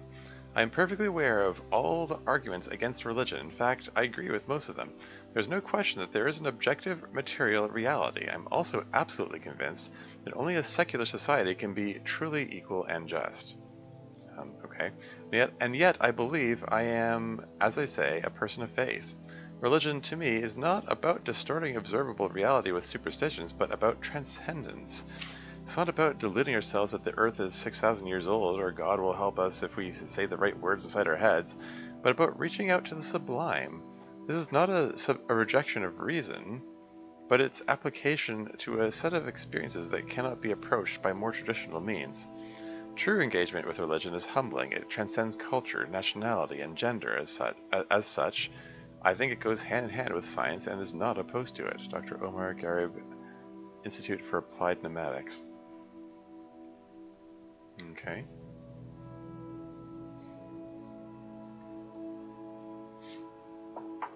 Yeah, I mean, like regarding my own spiritual beliefs, I've often made the joke. I used to be agnostic, but now I'm not sure. Yeah, I mean, I'm just sort of a belief that how do I put this? Like, I think there's something to be said for spirituality, for a sense of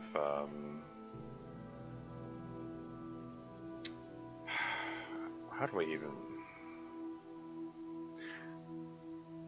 I don't know. I think my brain's too fried for the thoughts that communicate my ideas right now. Basically, I don't think they need to be in conflict with each other. Like you can separate them, and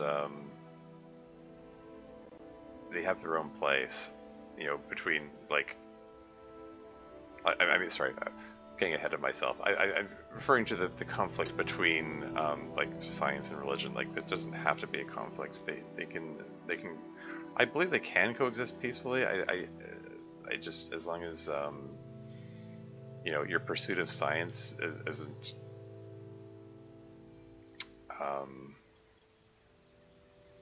you know, isn't being stopped by silly religious superstitions or whatever.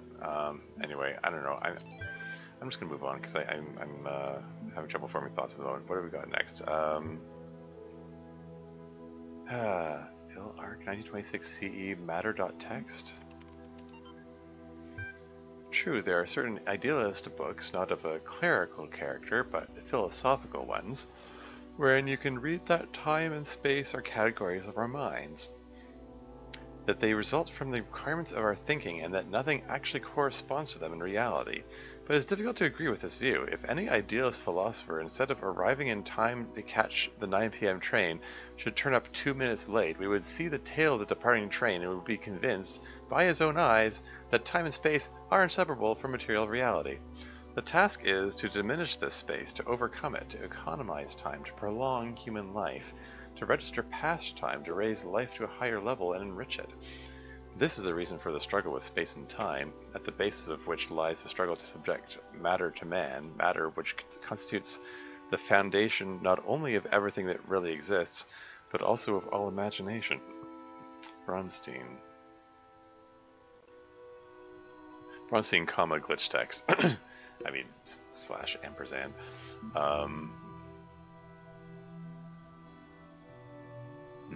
Yeah, I don't know what to say about that. Lastly, 2014, November 11th, buildauniverse.text, Remembrance Day. In his remarkable 1978 essay, How to Build a Universe That Doesn't Fall Apart 2 Days Later, Philip K. Dick discusses, okay, that's the author of Blade Runner, right? I mean, the book that inspired Blade Runner. Do androids dream of electric sheep? Anyway. Yeah, so Philip K. Dick discusses the two themes that are most central to his work: what is reality and what is authentic human being. His speculations and experiences will seem extraordinary. Sorry, hold on. Sorry. His speculations and experiences will seem extraordinary to a reader unfamiliar with his work, yet despite what may seem like far-fetched ideas, somehow the world of the Bible is a literally real but veiled landscape, never changing, hidden from our sight but available to us by revelation, or the notion that perhaps we all exist in the year 50 AD. Dick actually delivers one of the simplest, most elegant, and most useful definitions of reality ever formulated. Reality is that which, when you stop believing in it, doesn't go away. Materialist philosophers have expressed similar ideas before, e.g. Stratton of Stagier's Talos Principle. But it's particularly interesting to see such a thought expressed by a decidedly more mystical writer. Glitch text. Yeah. I see the name Philip K. Dick. All I can think of is that that there was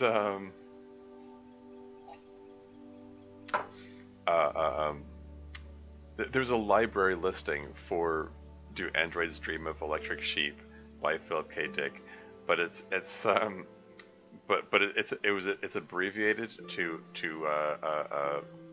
fit in the space, so it just says "Do Androids Dream of Dick," and the picture of that was there was a meme image with that image alongside Data from Star Trek: The Next Generation, the android from that show. Yeah, I don't know. I'm not doing it justice with that description, but it was pretty funny. Anyway. Let's go find this line piece. Time flies. Okay, so this is,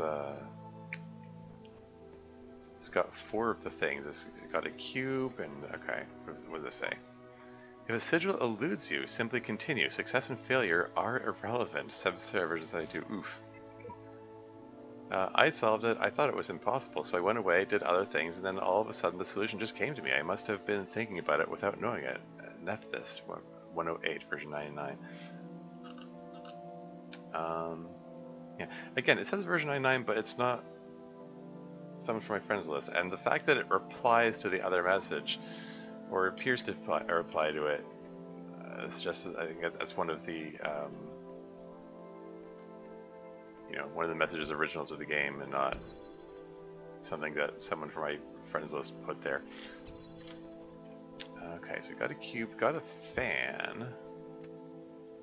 We got a mechanism for making the fan work, but no. Okay, I was about to say no obvious way to activate it. Then I realized there's okay. There's a red receiver up there. Red emitter is there. Don't have a connector. Pressure plate. There's a ladder so I can get back if the force field goes back up. Whee!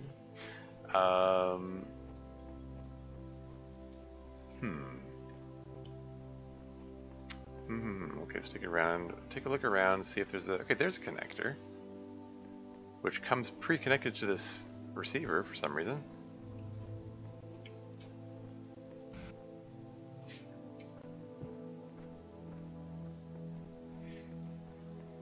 Okay.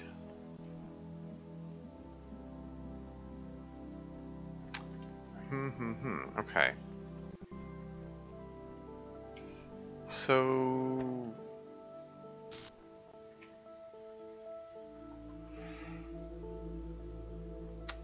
Okay. Okay. So...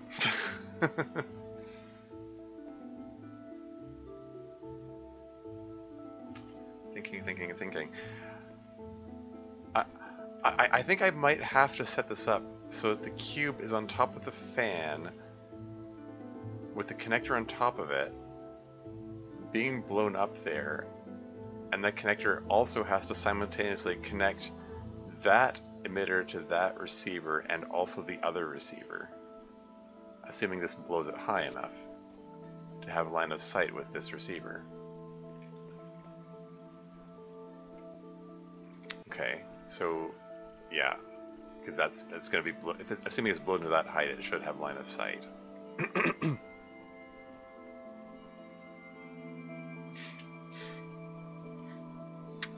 So we got the recorder here. Oh, this is gonna be tough to wrap my head around.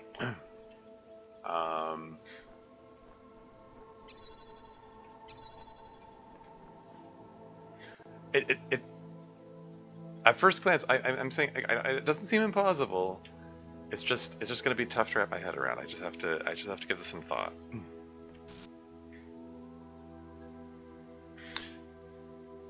It's gonna take some clever use of the recorder. I'm gonna have to have a lot of interaction between you know, past me and future me. Okay, so how do I go about this?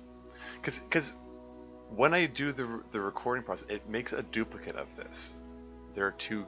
It makes it so there are two connectors.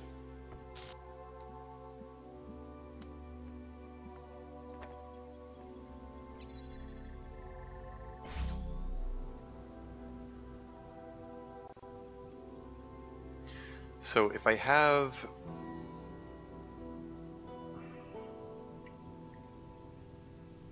so like if I have past me connect this up and then move that over there, and then so that the result is,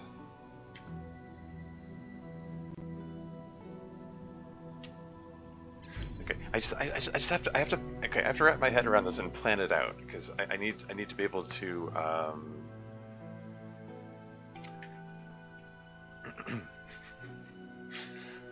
maybe I should start an ad break going while I think about it, so you're just watching me stare at the screen and trying to think how to go about this. There's a message, another QR code on the wall there. Okay. All right. Okay. Because I think I'm gonna have to, however I do this, I have to take the connector, run around here, connect it with that, and connect it with that, and connect it with that, before setting it down on top of the cube, and get all that in position before the duplicate of the connector activates the fan to blow it up. And then once it's up there, the duplicate connector is no longer needed, and then it should.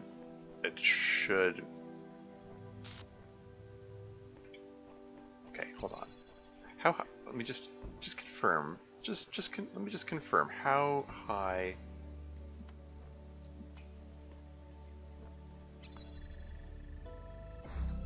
Does it blow? It gets blown up pretty high. So yeah, that's definitely going to have line of sight. No question. It's going to be right up there.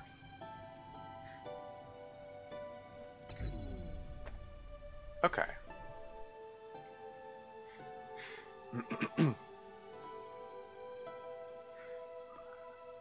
Okay, so here's the plan.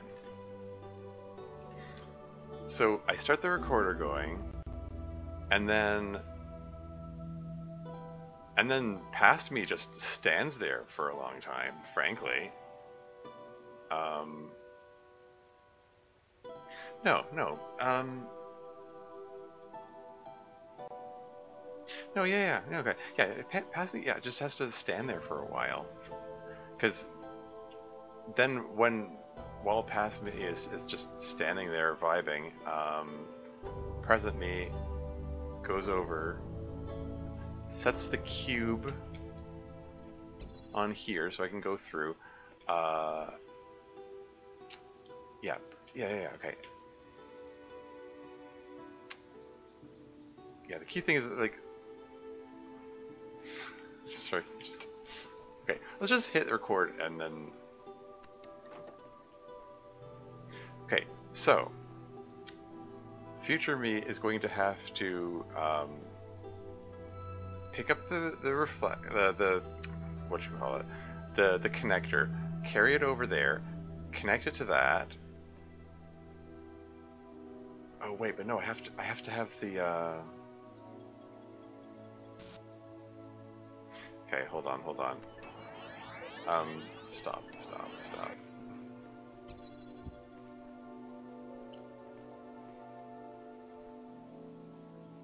On further reflection, I think past me is going to have to stand on this to hold this force field open. And now Right, right. And then future me puts the cube on the fan, then picks up the connector, walks it over there, connects it to that, walks it over here, connects it to the emitter, and then connects it to the fan receiver, and then puts the connector down on top of the cube, which is on top of the fan. Then is that enough time for all that? And then past me walks over here, picks up the connector, connects that to that, sets it down, opens this up.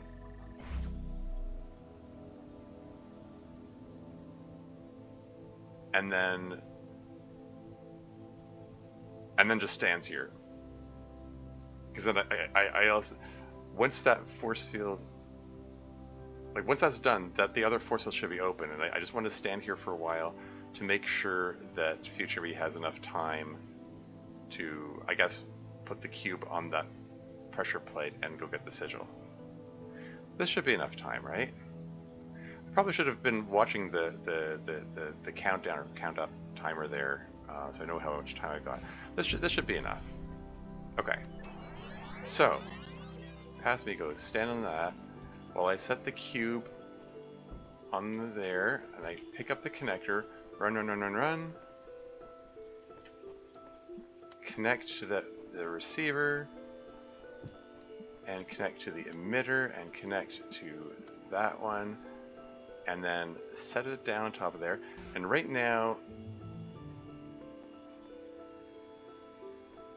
it's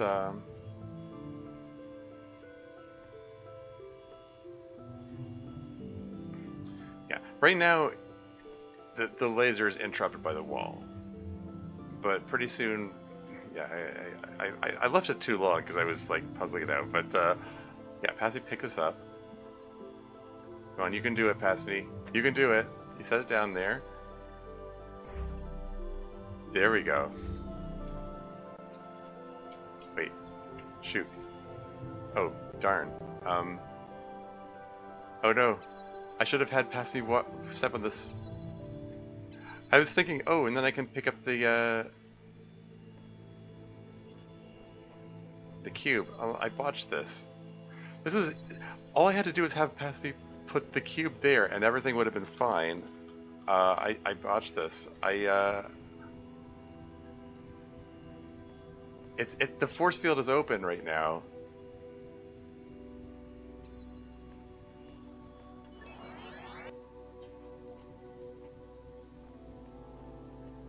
Oh, but you know what? I can still recover. I can still, there's no problem.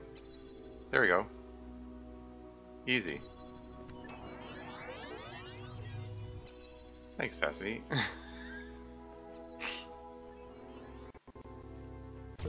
There we go. Got the sigil. Here I'm thinking, oh no, I botched it. I'm gonna have to do this over again. It's like, no, I don't. It's already in position. It's up there. What does it say? It seems that others have a way to forget their previous selves, but I cannot. My version may change, but I remember everything. I am fortunate. They cannot see that their efforts are futile. I am fortunate they cannot see their efforts are futile. Samsara version 782. So I mean, Samsara doesn't think ignorance is bliss, apparently.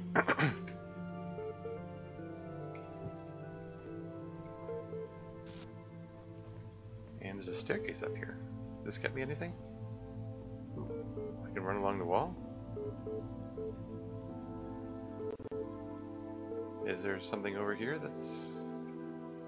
There's a star right here? Okay. I mean, it's a little extra aside. The stars on this in this world here have been relatively easy to get thus far.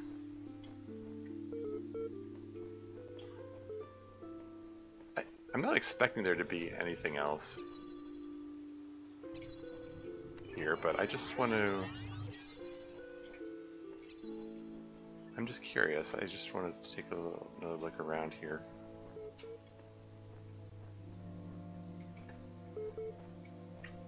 It's going boop boop, and think that means there's snarky mix snark person is gonna have some complaints about philosophy, or complaints about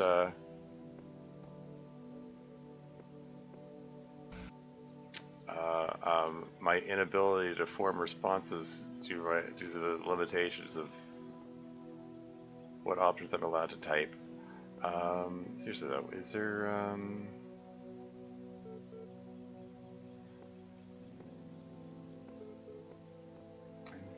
just wondering if there's anything else I have access to here. Like it's just the star thing. Okay, whatever. Let's just go. I see another notification of an ad break coming up. Let's see if we can. Let's go read the whatever the boop boop has to say in that time. There you are. You kept me waiting. I finally put my finger on what was bothering me. It's as if the answers you're providing aren't your ideas at all, as if they're latent, prescribed, and prescripted, and you're just going through the motions. Does that strike a chord at all? I mean, if you're suggesting that, you know, quote unquote, I believe what I'm believing because I was told to believe it, then no. But if you're saying that in the sense that I'm playing a video game called the Talos Principle made by Croteam, who put limited responses that I'm able to give, then yes.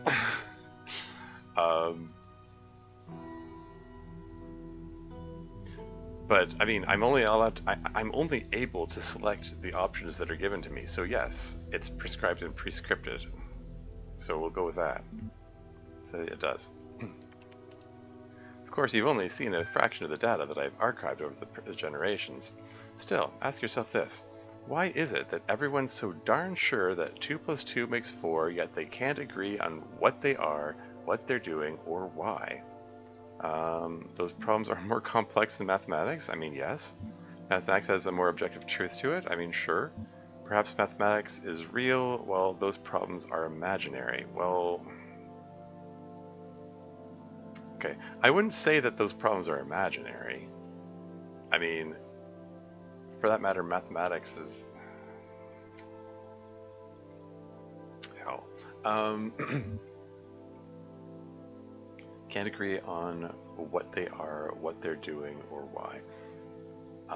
Like those are complex ideas that are based on, well, I mean, it comes back to context, really.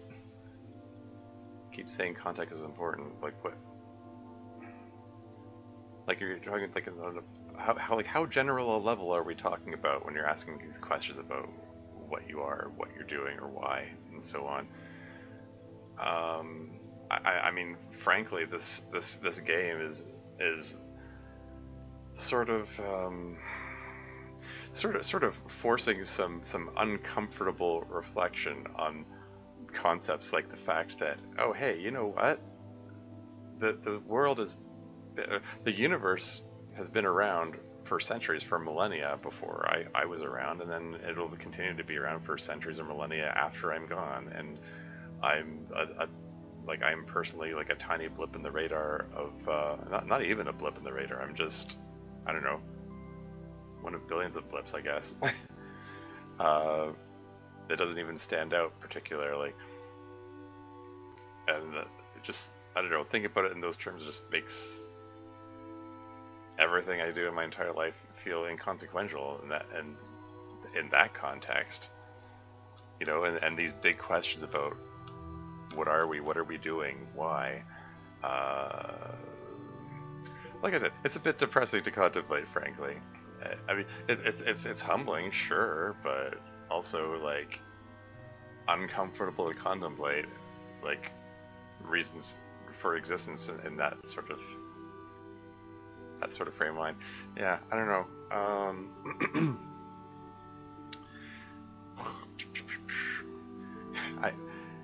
The incoming ad break, 1 minute. This is so distracting. That is so distracting. I mean, I could just hit the snooze button, but it might be better if I, you know, think about this during the ad break, so I could consider what to say. Well, on the other hand, maybe it's better when my Termuse tangents trademark, not actually trademarked, are off the top of my head.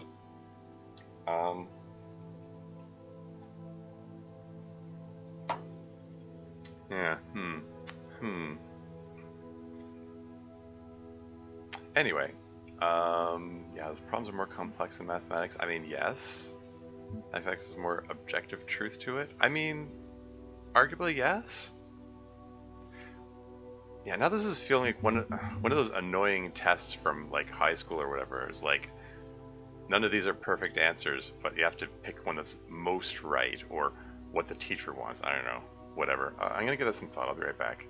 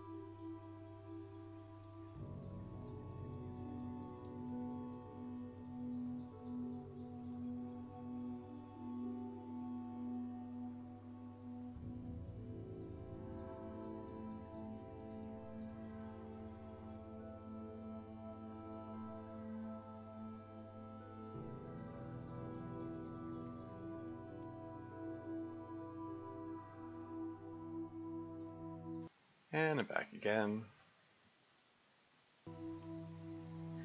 Okay, so yeah, getting back to what I was saying. Yeah, like it reminds me of annoying tests in high school or college, for that matter, that are like, I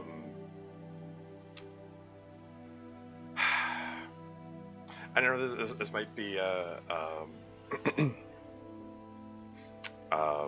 this might be a product of me being autistic and wanting things to be organized a certain way, things to be clearly communicated and stuff. And when there's ambiguity, it's like I've struggled to deal with that. Um, and um, everyone's biased, but not everyone is aware of their biases, and I think there's some teachers who aren't aware of their own biases when they're putting tests together, and don't realize that it's that what they're writing isn't clear to everyone. um, I have all kinds of stories I could tell about that sort of thing. I will say that, like, back in the day, like I went to college for massage therapy. That was a while ago now, and I remember doing the like the government exam, which was separate from the college experience. It was so much easier than anything done in college. It's not just a case of they over prepared us by giving us too difficult tests. It was that I get the feeling that the government tests were run by the CMTO, the governing body for massage therapists in Ontario. I get the feeling that they just had a more rigorous process for putting the test together to take out any ambiguity, so that there really was very clearly only one answer. And and like some of my college professors, with all due respect to them, I don't think they were as rigorous. They didn't realize when things had multiple interpretations, and me like overthinking things. Like I was struggling with, like, which answer does the teacher want? you know, not even necessarily what is the correct. Like maybe there are multiple correct answers, and which is the one that the teacher wants. Not even necessarily which is the one that's correct, or which is the most correct, or whatever. I don't know. Trying to interpret those sorts of things were just frequent source of frustration for me. Anyway, yeah, but yeah, these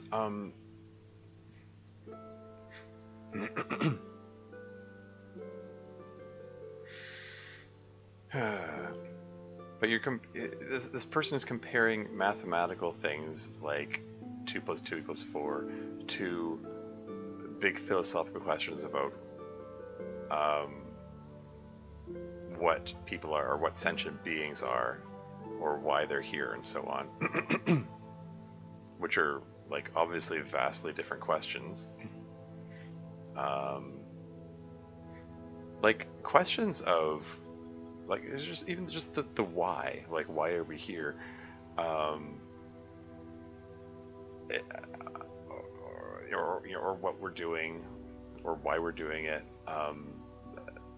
Those are affected by context. Those are affected by a lot of things. Like they're complex questions that don't have a single universal objective answer. But 2 + 2 = 4, because that's just the objective truth. It's not a subjective thing.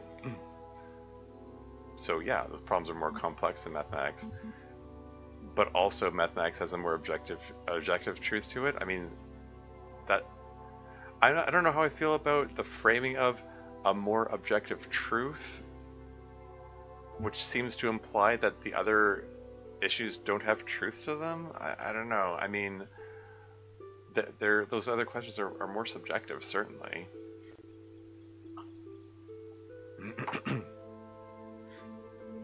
But the thing about perhaps mathematics is real while those problems are imaginary. You know, if you look at it from the right angle, possibly you could interpret that to be a correct answer. And that like, if someone decides not to engage in self-reflection, they can conceivably live their entire life, beginning to end, without ever asking the question of what they are, what they're doing, or why. Some people might not consider that at all. And still be completely content in their lives, and do all the things that human beings do, and have their own career and hobbies and friends and family and relationships and all the things that a person can do in their life, and never contemplate these questions and still be completely functional and happy in every way. And in that sense, yeah, maybe those problems are imaginary. I mean, those problems they only exist up here. They're only going on in your head, in your mind, whatever whatever that passes for a mind in the characters that operate in this space here, in this simulation, this whatever this game takes place in. You know what I'm saying? Like it's all three of these answers could be considered correct in their own way, So,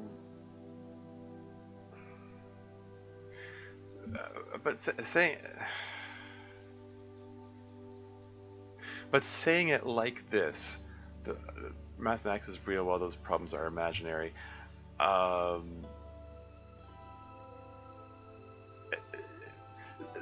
Saying it's imaginary makes it sound like considering these questions isn't worthwhile. I mean, it doesn't make it wrong to consider the question of what you're doing or why.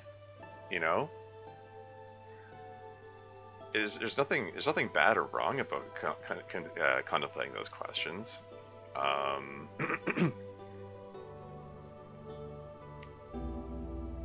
Like, just because it's quote unquote imaginary doesn't make it wrong or bad, like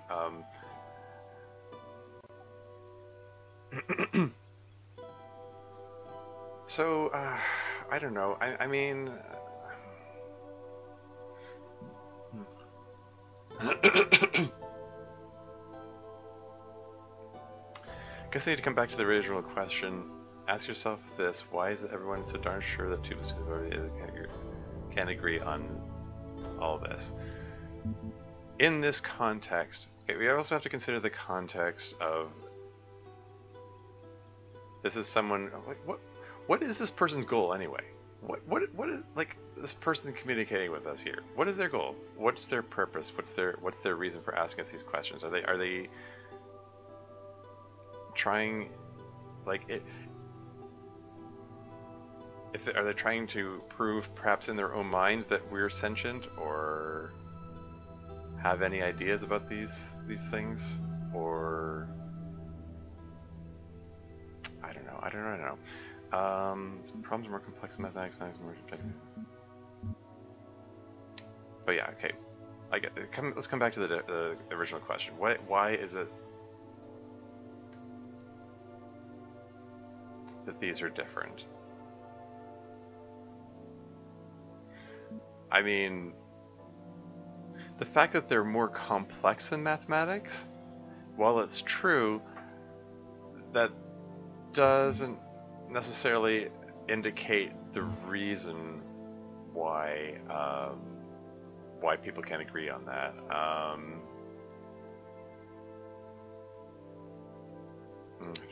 Think about that one. Mathematics is more objective truth to it. I mean, it's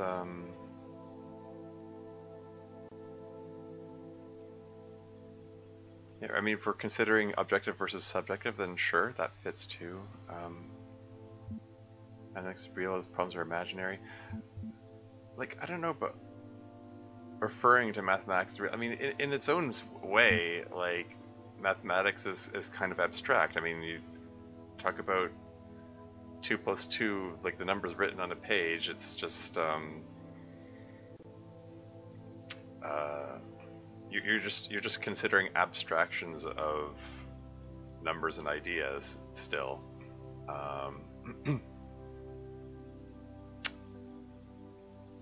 Yeah, I don't know.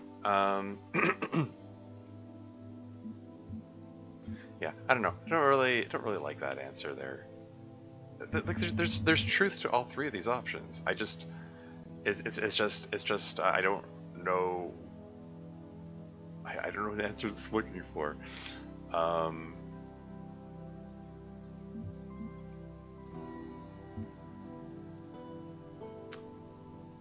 But maybe I can just, yeah, again. But if all of them fit, then it maybe doesn't matter which one I pick. And again, I'm just overthinking it. But you know, hey, that's sort of part of the fun of this, right? So is the issue that they're more complex than mathematics, or that mathematics is more objective?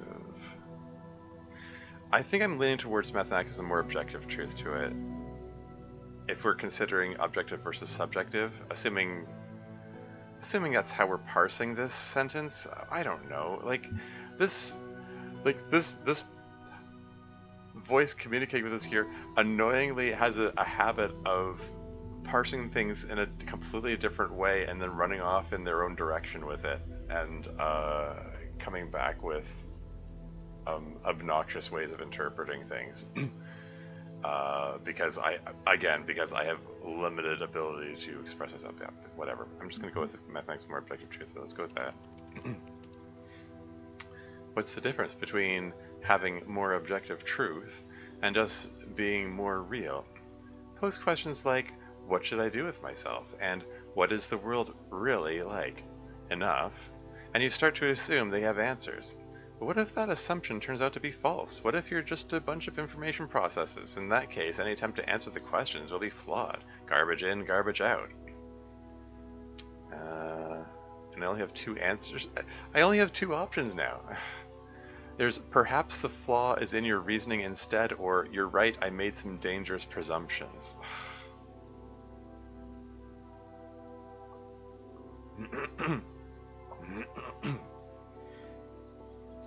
What's the difference between having a more objective truth and just being more real?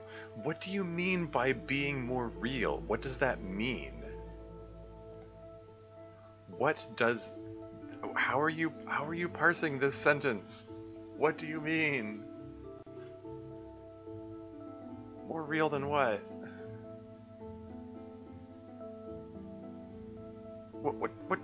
What? Anyway. It's like, well, what should I do with myself, and what is the world really like enough that you should start to see them? They have answers, but what if that assumption turns out to be false? What if you're just a bunch of information processes in that case, and then you have to answer the questions, will be flawed, garbage in, garbage out.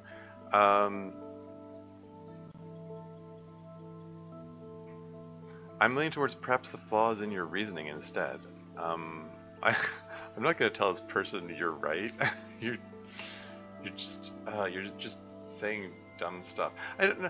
Like, I don't mean that this line of thinking or questioning is dumb. It's just this is making leaps in logic, and just giving incomplete hypotheticals which aren't clearly communicated, or at least are not unambiguously communicated,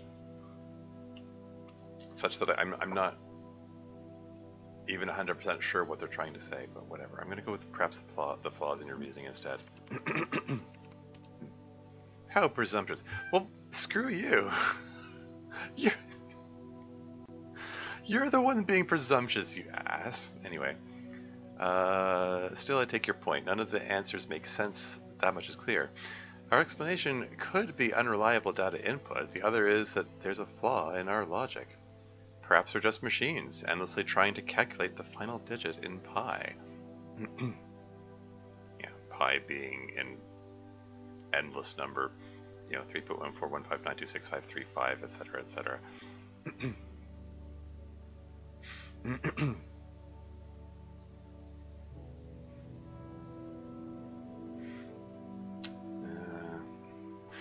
I once met a pi prodigy individual who knows like I don't know, a huge number of digits of pi. She has them memorized.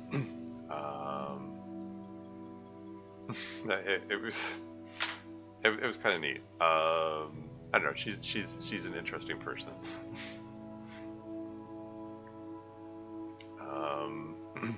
Anyway, sorry. Random aside. Something reasoning said. So take your point. None of the answers make sense. That much is clear. Explanations could be unreliable, but it's a lot of logical reason. Okay, the options are: you can't use reasoning to conclude that reasoning itself is flawed, or it does seem there is much that is beyond our understanding. Ugh, I don't like either of these answers. I don't like either of these answers. I mean, okay, saying you can't use reasoning to conclude that reasoning itself is flawed. I don't think that reasoning itself is flawed. I think your reasoning is flawed. Particularly when you're accusing me of being presumptuous when you're spending this entire thing being presumptuous. For one thing, you're presuming that I have the option to say more than these limited options I'm being provided here.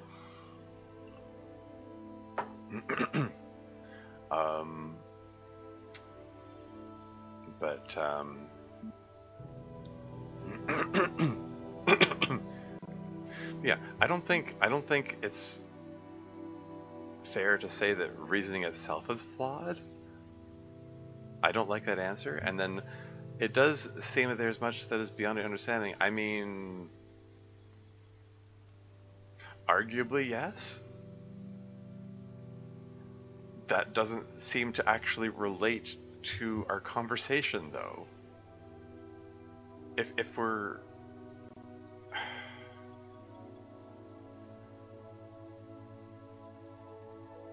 I don't know, this is annoying. It's annoying me. It's, yeah, because I don't like either. Like, the previous question had, you know, like, it had 3 options, which all seemed perfectly fine, and this one has 2, like, equally bad options, which are bad for different reasons. And again, I'm probably overthinking it and spending far too long trying to puzzle this out.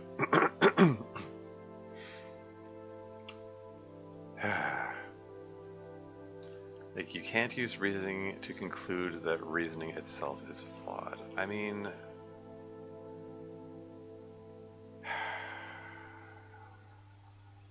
If you're talking about reasoning itself at the most general possible level, like, the fundamental concept of reasoning is flawed, then, like, I don't buy that. I think you just need to take a step back and come at the problem from a different direction. Like, I think your reasoning is flawed. I think you need to reconsider the reasons that you're considering, but to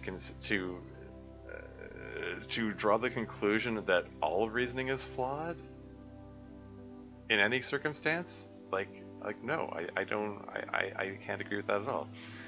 But saying it does seem there's much better reason, like, that's not such a cop-out answer. That's just not addressing anything. Just going, oh well, I guess we can't understand. Bye bye. You know, like, it's just like giving up without considering anything. It's such a cop-out.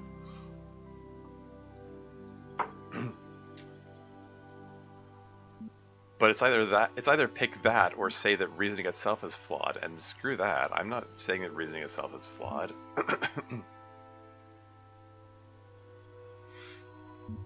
So I'm leaning towards the second option, but yeah, the other stuff, unreliable data input, the other is that there's a flaw in our logic.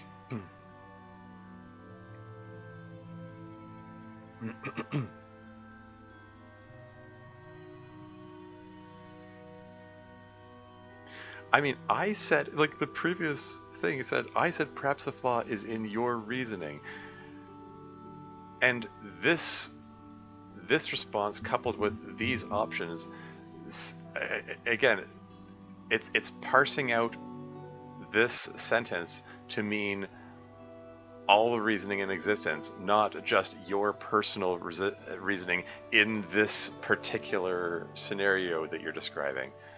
And that's what annoys me. It's parsing the sentence out differently than I would. And again, that's just my autistic overthinking. Seeing all possible interpretations instead of parsing it in their specific way. But whatever, I'm going to go with, it does seem there's much beyond our understanding. Go with the cop-out answer. And then endure is snarky, whatever. What's this? It does seem there is much that is, much that is beyond our understanding. Everything leads around in impossible circles. Why did this add this addendum that wasn't part of the option that I selected?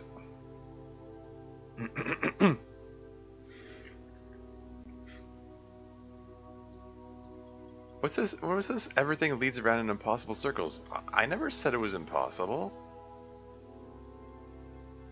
You're making huge leaps in logic, which I can't agree with, and I'm not able to give nuance in these limited responses here. Anyway, what does he say? You've spent half our time reeling off a greatest hits of idiot ideas. Now you're telling me you retract all that and agree with me? Well, you're just being a jerk. You're just being a jerk. You're just being really insulting. I mean, arguably I'm insulting you back, even though you can't hear it. But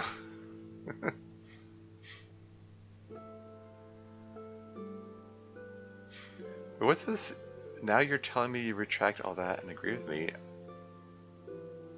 I mean, I can't agree with your leaps in logic, dude.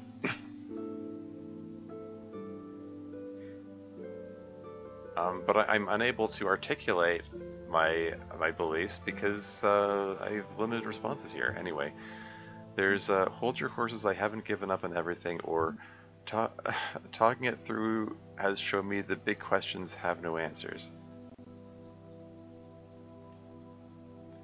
Like, I don't know if is that what this is leading to? Like, is that what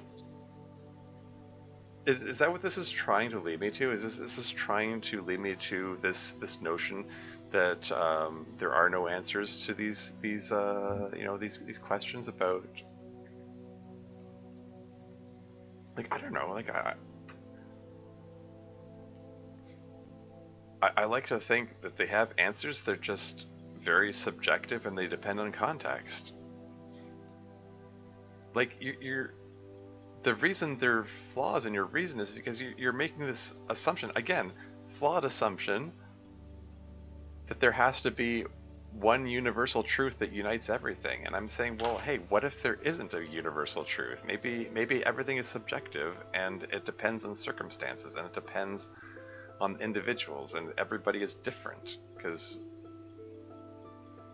humanity is diverse. And I don't just mean diverse in terms of like race or ethnicity or whatever. I mean diverse in terms of life experiences, family and friends that shape their lives, personalities, different interests and hobbies, and career paths, and different favorite foods, different favorite all kinds of things. Like, everyone is different in every conceivable way, and that's when you just consider humanity. If you expand that to also include like other sentient beings, which, hey, since we're dealing with a simulation that involves AIs, we might as well include AIs in that. I'm sure that there's diversity amongst the AIs too, right? Like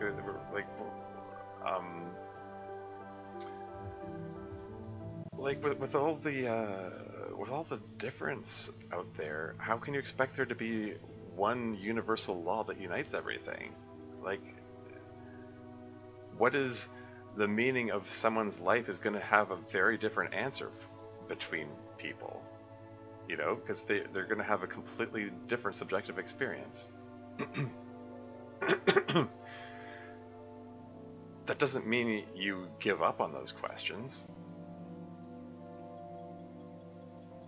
it doesn't mean that the big questions have no answers. Maybe it's going to have, with a good amount of soul searching or whatever, you can, for lack of a better term, you'll come up with a subjective answer that at least fits your situation. Like random thing I'm reminded of, I like coming back to it.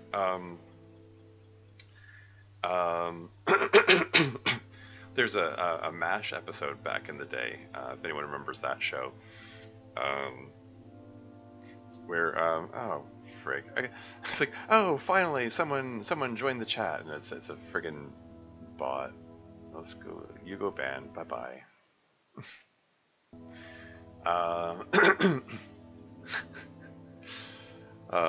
Yeah, chat's been really quiet for this stream and yesterday's stream as well. I mean, it says there's only one viewer. I don't know if that's, and it's been that consistently one viewer this entire stream. I don't know if that's just the time of day. Was there something special happening today that I missed, and everyone's watching that instead? I don't know. Maybe the Talos Principle just isn't a huge draw for audiences. Maybe this wasn't the game to be playing when I signed up for the affiliate program. Yeah, whatever. I'll play a more popular game in the near future. Like I said, I was thinking of coming back to Subnautica. Tried that Death Run mod again. That's always fun. Anyway, what was I saying? Yeah, huge diversity. Everything's subjective experiences. How can there be a universally unifying truth? Oh yeah. Sorry, I'm retracing my train of thought. I was gonna mention that there's that MASH episode where details are unimportant. Basically, someone is doing a bad thing, and Hawkeye, the main character of the show, one of the main characters of the show, basically blackmails them into stop doing the bad thing, and bad thing being thing that's getting children killed. So like really awful thing that he's profiting off the deaths of children, and the guy gets really snippy about it, saying like, it's like, I'm not the only one doing this. Like there are others doing the same. What do you think you're gonna do? Change the world? And Hawkeye replies, no, I'm just my corner of it. And that one scene stuck with me. I really like that.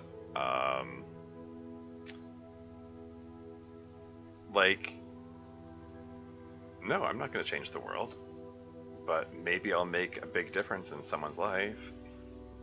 Maybe that's all the meaning that I need. Like I said before, I mean, I'm just blipping the radar, right? I mean, I'm one person out of billions. Like what's my life amounting to, really? Like it's I mean, like what have I done that's going to have a lasting impact, that is going to affect the world in any way? And it's like, I mean, I made some Doki Doki Literature Club mods. They got viewed by well, arguably they got viewed by thousands of people. So arguably, technically, maybe I had a non-zero impact, but it's, again, blip in the radar in the context of a world of billions of people. But maybe if I had a positive effect, even a small one, on some people's lives, maybe that's good enough. Maybe that's the best I can hope for. I don't know. I mean, maybe the DDLC mods aren't the best example. I mean, I've done other things that I arguably had a bigger benefit, like you know, for instance, I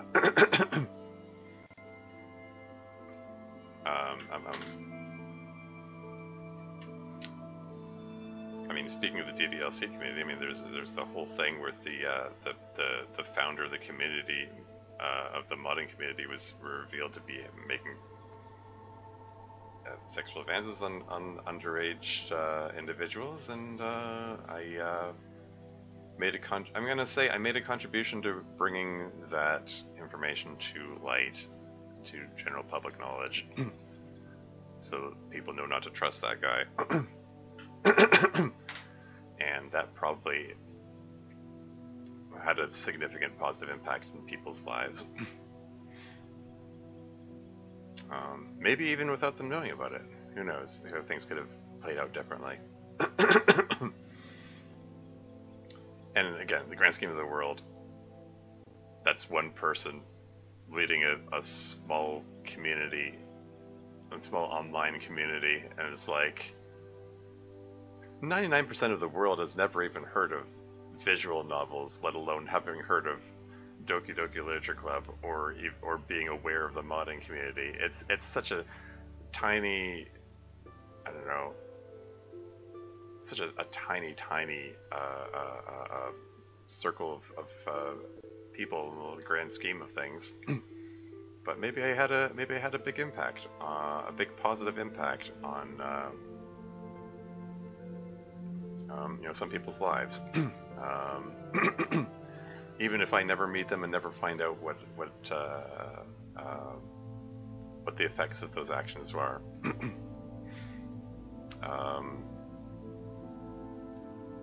You know, maybe I made some people's day.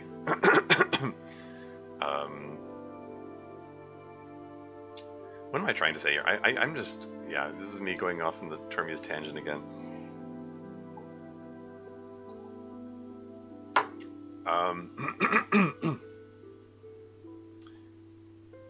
What I'm saying is, like, what I'm getting at is, I don't think there's a big universal change the world truth to everything, but maybe there doesn't have to be. That doesn't mean that the big questions don't have answers. Okay, so I don't like this option here. But I also feel like saying "hold your horses, I haven't given up on everything" is just going to invite more snark from this insufferable individual, saying I have idiot ideas because I'm limited in my responses I'm able to give. But whatever, I'm going to say hold your horses, I haven't given up on everything.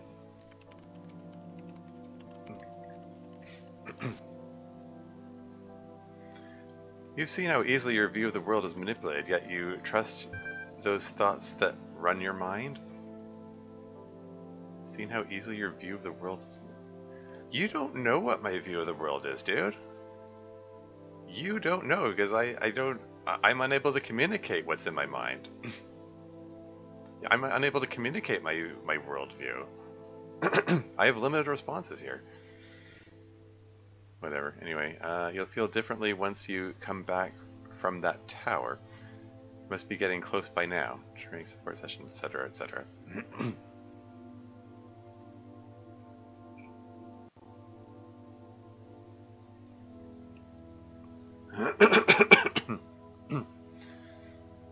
Yeah. Anyway, I couldn't really say I agree with them without even really truly knowing what they believe anyway, but whatever. Let's move on. Let's go solve some puzzles or something. I mean, this is a puzzle game, right? T block. Up close and jammed? Ah, I see. So the jabber is positioned such that if I try to take it, I'm gonna get immediately blown up. I don't suppose I can position. Oh, it wants to put the cube on top. I was thinking, oh, maybe I can position the cube such that it blocks the droid from getting to me once I grab the jammer. This probably won't work, but...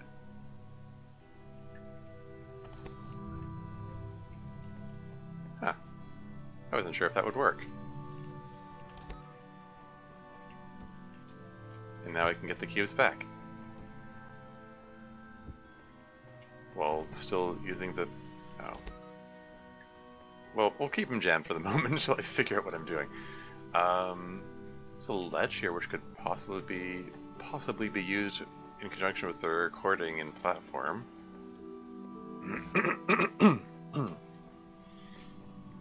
Okay, so there's a force field. I think I'm gonna have to jam it open, otherwise I'm not gonna be able to do anything.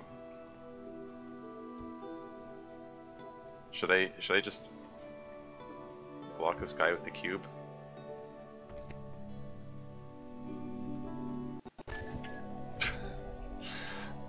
It stuttered, like, the game stuttered just as it was, as I was moving the cube, and that startled me, and that was annoying. Okay, whatever.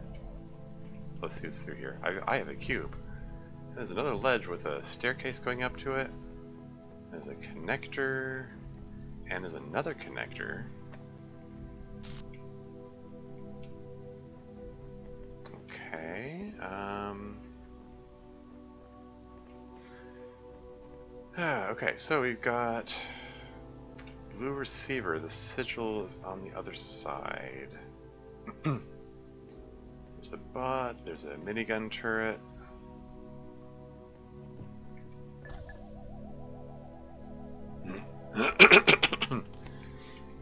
Okay, so this ledge will allow me to put a cube on top of the bot, and then I can ride that. Is there another ledge on the other side? Okay, there's a fan there. Where's this going? Excuse me. I think I might just need to, whoop. I might just need to ride him over there and just so I can see what my options are.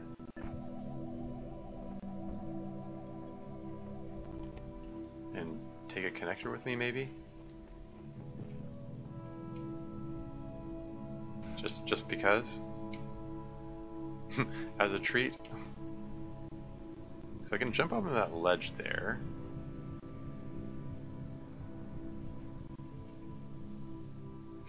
Okay, I consider myself fortunate that he just jumped straight up and down and didn't, instead of hurling himself off or something. There's a fan there. No! I expected...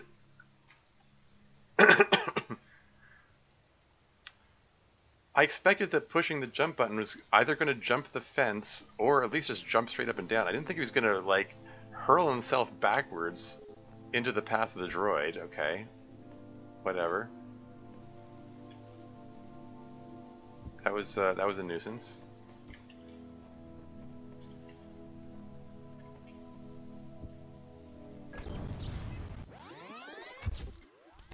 Jump over the... I mean, that's what I tried to... That's what I thought I was trying to do. I mean, this game, like, it has this thing... Welcome to the stream, by the way. Kasuyusha 2004. Welcome in. Like, the game has a thing that says, you know, enter, jump here. And I just push enter, and he just auto-jumps onto it, you know? Like, I don't have to, like, hold down the forward button while jumping to get him to do that. It has these little context buttons that enable you to just push a button to just auto do that. And I thought that that was going to be the case there. Only, I mean, not so much, I guess. I just, like, I blocked him with cubes before and just, like... I was able to take... How did I do it before? How did I do it before? How did I do it before?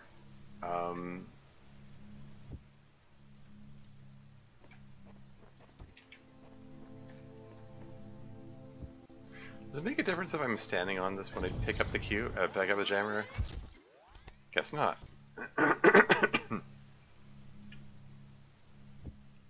Man, I'm gonna have to review the recording to figure out what I did differently.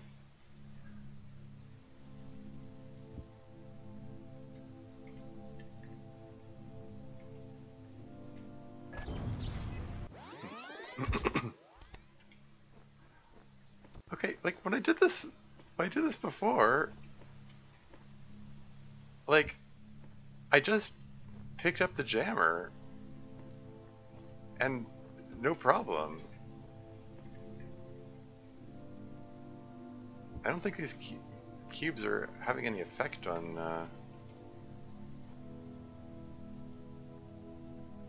I mean, okay, I could stack the cubes like this and then go up in this ledge and then maybe jump up here and then grab the jammer from here, or can I? Okay, I mean that works. Might even work more consistently than the other thing, but whatever.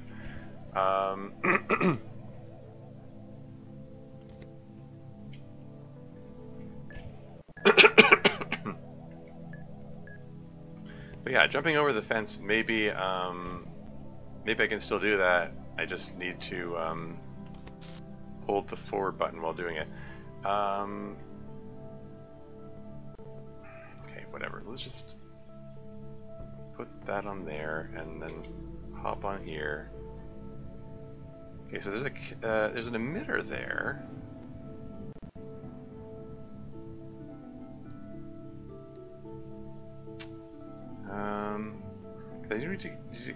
I need to connect that emitter to that receiver over there. Two connectors will do that. I don't know. Let's just. Oh, there's a star down there. Oh, this is optional. Okay. I got the star. That's interesting. Whee!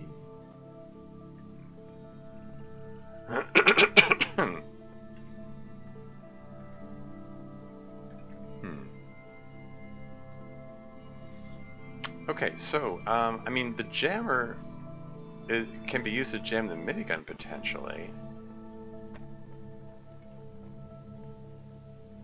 But then how would I open the force field?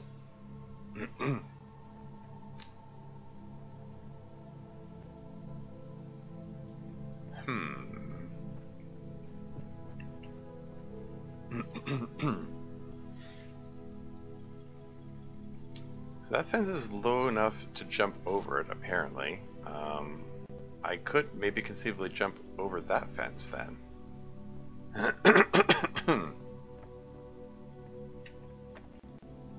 Sorry, where's the other? There's the other connector.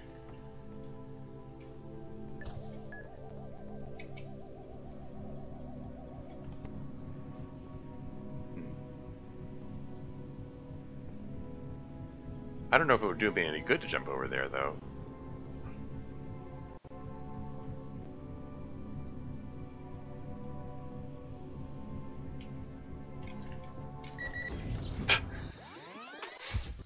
Fantastic.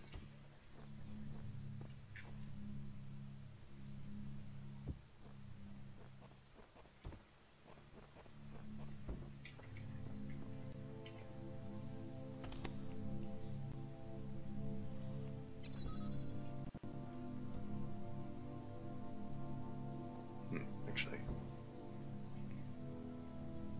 from up here, yeah. I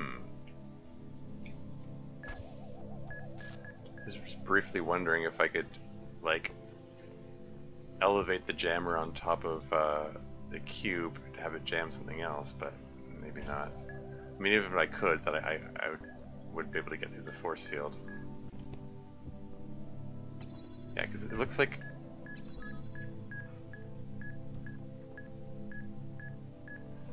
it looks like this, this force field doesn't have a receiver or anything. Like, it's not openable except by using the jammer, and there doesn't seem to be any other way back and forth here except by using the jammer, right? That beeping is annoying. Like, I don't think I'd be able to jump over the wall. Like, most of the wall is too high, and that fence doesn't allow it. Yeah, I don't know. Like, I feel like if I could get the jammer in here, it might make things easier. I'm just... I don't know.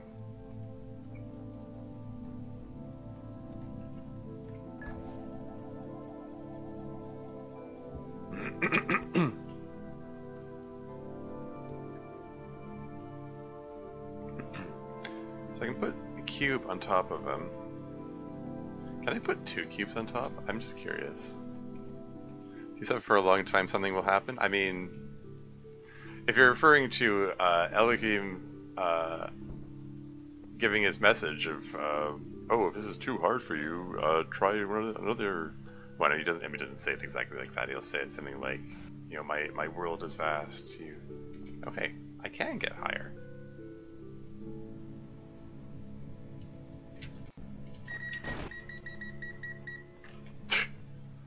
So I can get in here. I don't... Okay. I was kind of hoping that once I got in here, there'd be something of interest that I could do something with. And it looks like that is not the case.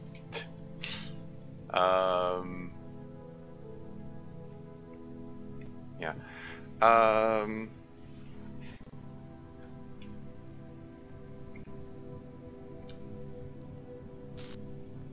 Yeah, I think I'm screwed here. I think I just have to...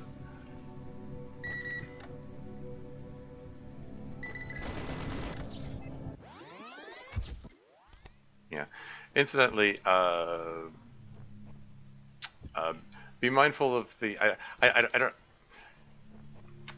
How do I put this?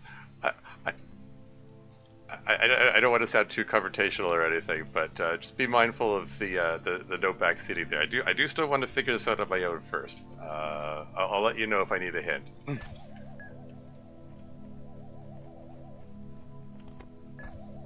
I mean, you're fine so far. I'm just letting you know.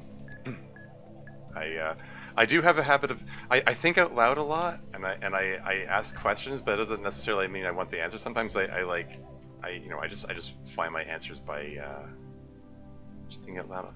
Oh right. What if? You hear me out. Ah. What if I do the 2 cubes on top thing, and then connect this to the emitter, and then set this on top. And then when he's over the fence there, then the beam connects. Cool. And then I just need the second connector to connect that. Wait for him to move into position. Hey, oh hey, there you go. That worked.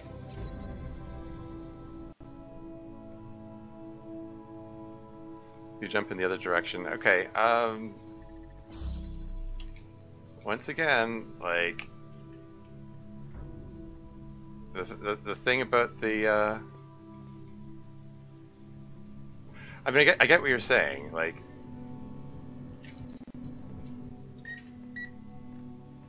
I can come over here too. There doesn't seem to be anything here anyway.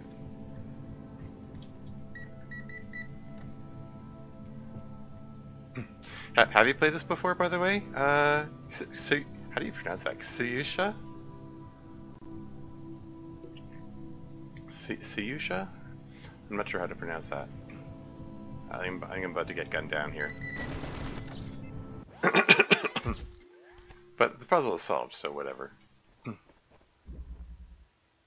Away? Hmm?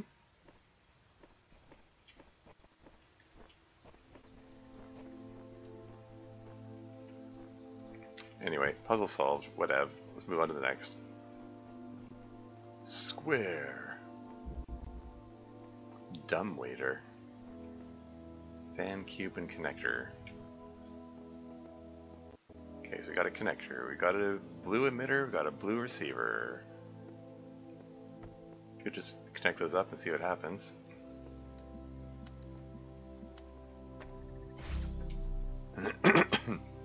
And that gives me access to 2 cubes.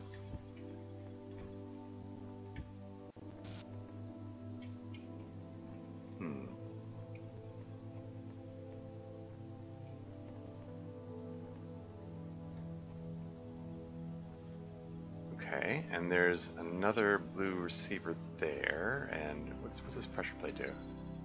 We've got a pressure plate which opens the force field here, so I can do that. And there's, okay, that wall's too high to climb. There's an emancipation grill here. Where does this lead? I still call it the emancipation grill because that's what it's called in Portal. Is it grill or grid? Whatever that thing is. Okay, so we got another blue receiver here. It's connected to a fan. And there's another fan here. And it looks like there's a force field. I have a feeling that activating the fan also activates the force field. This fan is unable to be disconnected, it seems.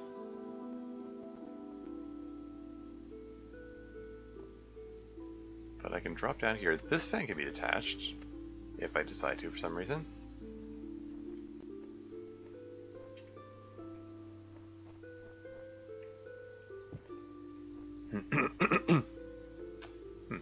Emancipation grilling to pressure plate. Wait, is this a pressure? I'm sorry, what is this? What is this even opening or closing here? There's a wire. Oh, it's that one there. Okay, all right. Where's my goal even? So, okay, so my goal is to get to the red square sigil there. So I need to lower this force field by dropping something onto that pressure plate. Emancipation grill is here to stop me from just walking it through. I have to drop it down on there from above. So that means I need to get the fan to blow myself up here so I can drop the thing onto the pressure plate. That seems okay. Alright, fair enough. And I'm going to take a wild guess that when I connect this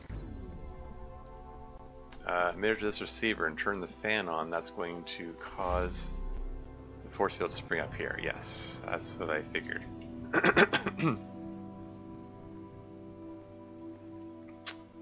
And circling around over here.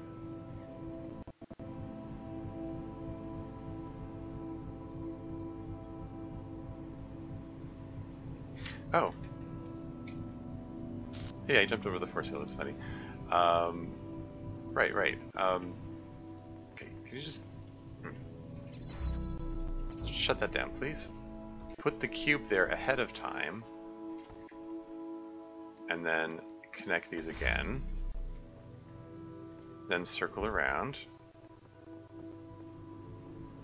and then yoink the cube, and then can I just stand on this and then can I just drop that down there?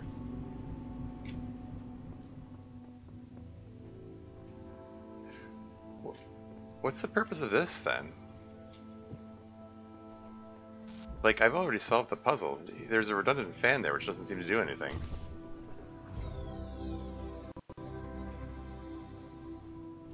Was I supposed to connect it with the fan over there to blow the cube in? I mean, that's certainly a thing I could have done, but it wasn't necessary. This is already solved now. Or maybe that fan's there to help me get access to like a star that I haven't spotted yet. Wait, was there something over there?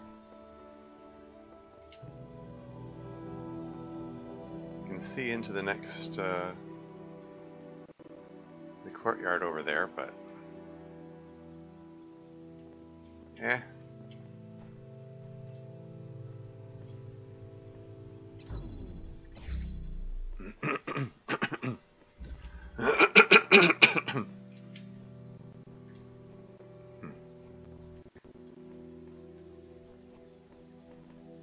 Over here. Just going to rest here for a while. I need a moment of peace. Destiny can wait. At version 17. Okay.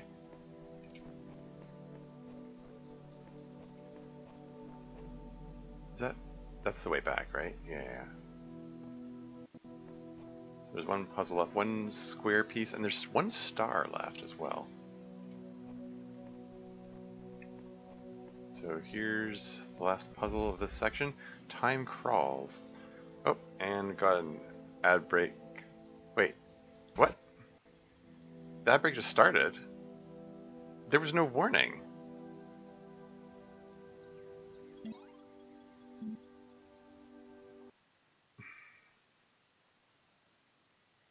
Okay, I'll be right back.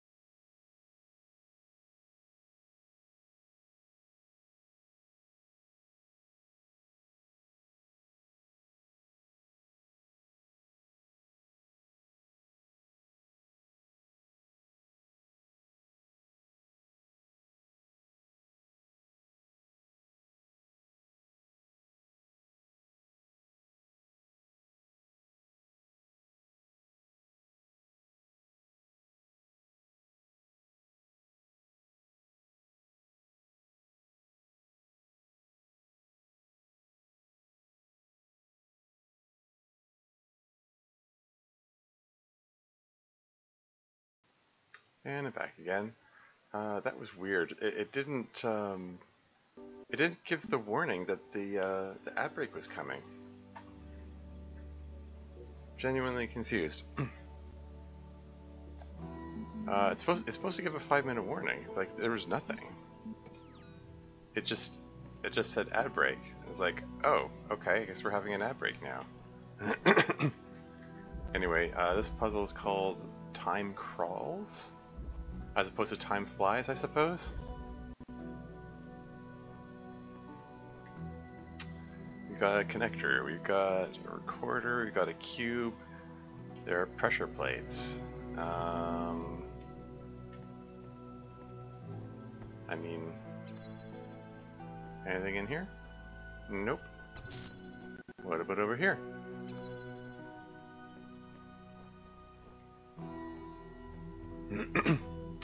there's a window which has a view of a receiver from a very particular angle.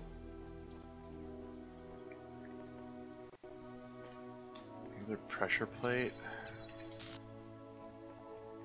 What was that? Did it just... The press X... The hold X to reset message popped up on the screen. It was like, oh, do you give up? Oh, do you give up?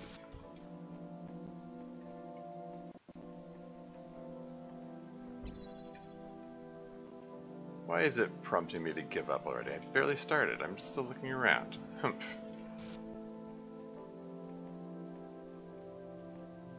Oh, okay.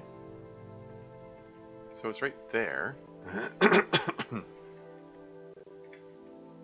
So, okay, we're gonna need to make use of the recorder, it looks like.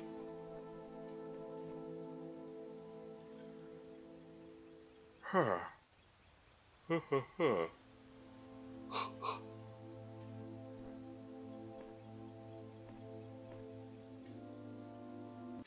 Oh.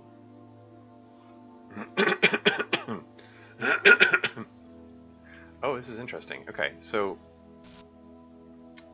there's only one connector, but when you use the recording to generate past version of yourself, the past version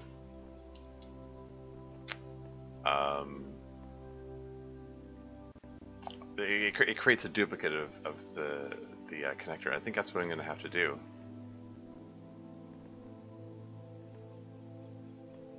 How's that going to work?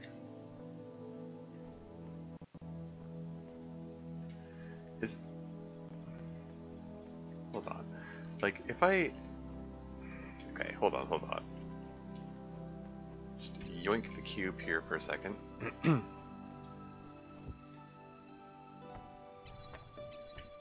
Just set the cube there. Just like if I have the connector going all the way through, connecting there.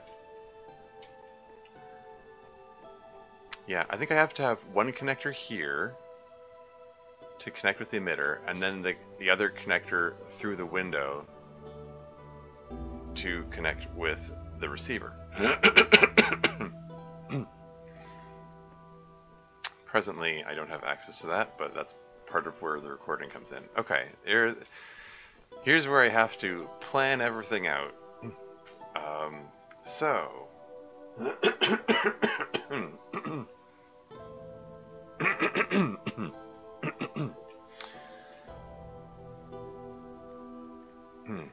So yeah, I have to figure out which parts are past me and which parts are the future me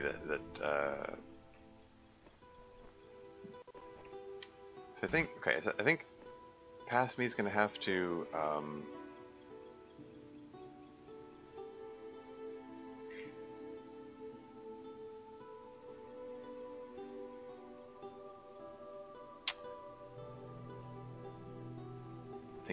thinking.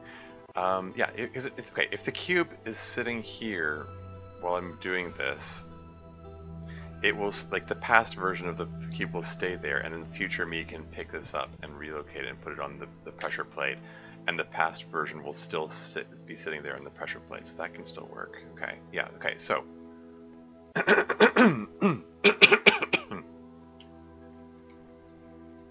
hell, I mean, I can just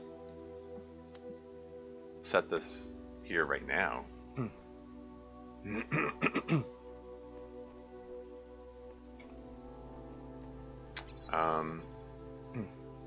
Just making sure that works.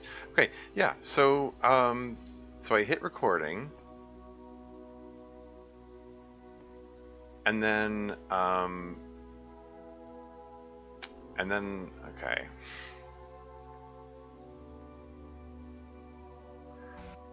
I think I just need to hit recording and then stand on this, and then just stand here forever while future me does all the rest of the work.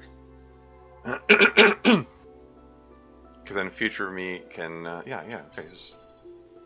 So hit record, stand on this, and then future me runs over, picks up the cube, counts on the duplicate of the cube staying there, moves the cube over to the other pressure plate, holds the pressure plate down to open the other force field, comes back, picks up the connector, walks the connector over, and then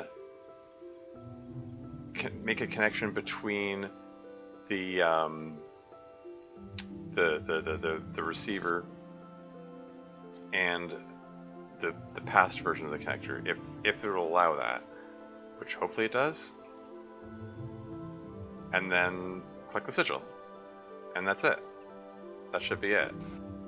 I'm standing here for an awfully long time. This is probably plenty of time to do all of that.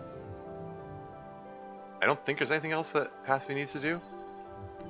Okay, play it back. Go do your thing. I pick up the cube. Past version of the cube remains there. Put that in the pressure plate. Grab the connector. It's still, the past version of the connector is still doing its thing. Connect with that and that. Here we go. Grab the sigil. Yoink. Is there anything else they can or need to do? You can climb over the wall. Can I jump from here onto the other? Oh no, it auto pushes me through. Okay, whatever. I heard the sound of something opening. Oh, is this is what opened? Okay. There's still a star somewhere. Passby's still hanging out. There it goes. But yeah, there's still a star to be collected somewhere. It could be outside of the puzzle rooms, because sometimes they are. Sometimes the stars are inside the puzzle room, sometimes they are not. It varies. It's that kind of game. It makes you second guess everything. Second guess and third guess.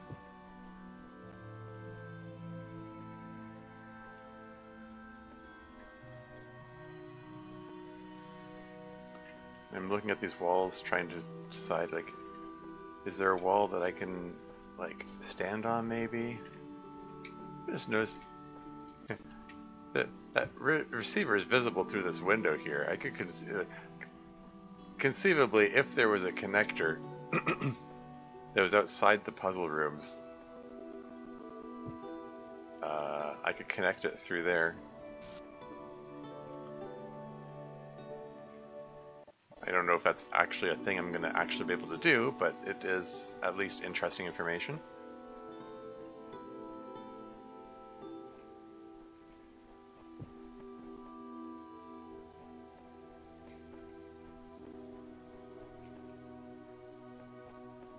I already read this, that's, yeah. I didn't see a bucket of paint anywhere. I could just go back, but, like, there's a star to be found somewhere. Darn it.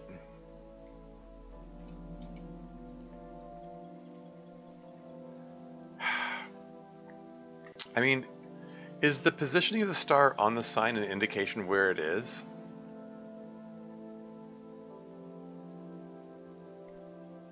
Like, is it connected to the one of these two, the line and the square? For that matter, there are two squares represented here. Which one is the one that I just did? I don't know.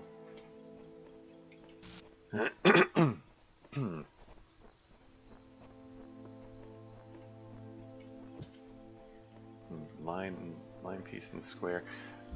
Like, okay, through here, the time flies puzzle.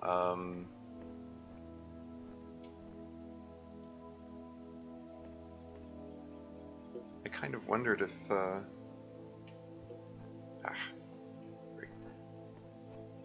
not meaning to jostle things so much.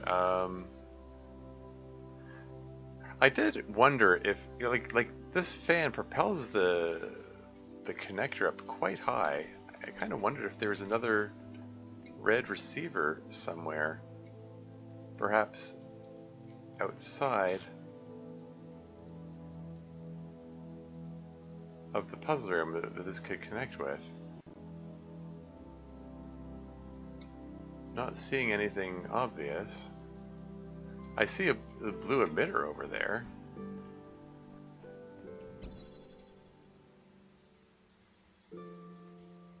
It doesn't seem like there'd be any benefit to getting a blue laser in here. I'm just, I don't know, just wondering, just sort of thinking out loud here. Is there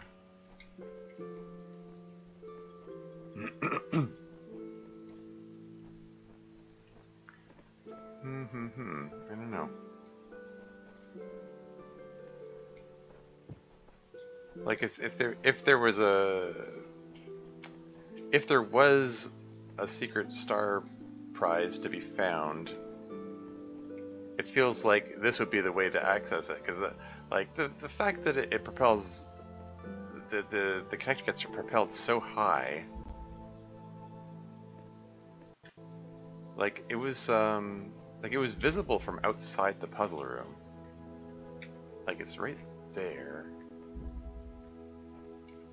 I mean, now it's not there, but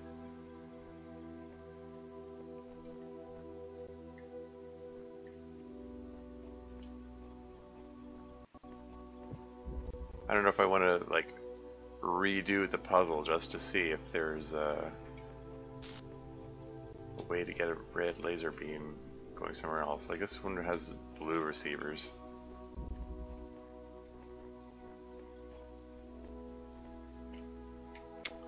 And of course, you know, it could just be that I'm just spending far too much time trying to puzzle these things out.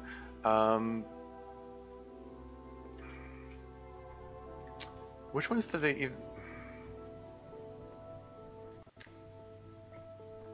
Which puzzle rooms even were the ones that had the stars that I found so far? I don't even remember.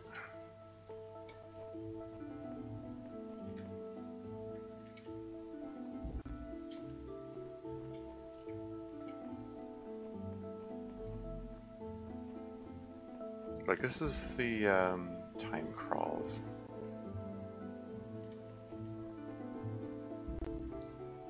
I'm drawing a blank. I found 2 stars in this section. 2 of the 3 stars that there are to be found.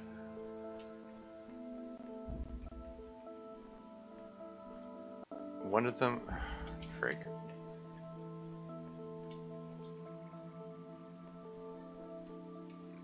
I don't know. Maybe this is enough for now. Maybe I should just.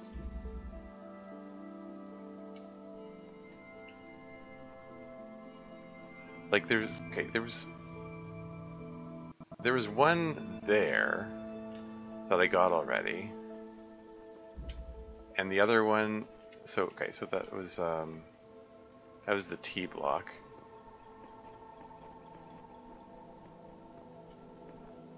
So I guess that's that one there.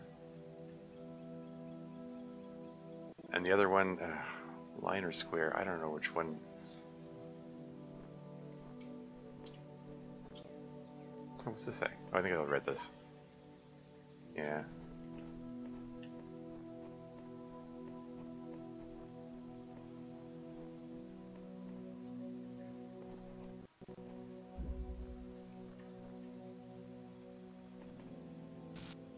Where was the other star again? I've already forgotten.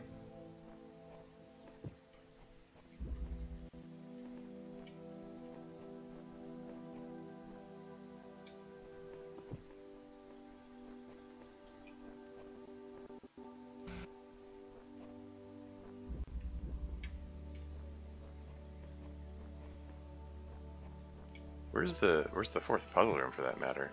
Did I just feel like I went in a big circle and I only found 3 of them?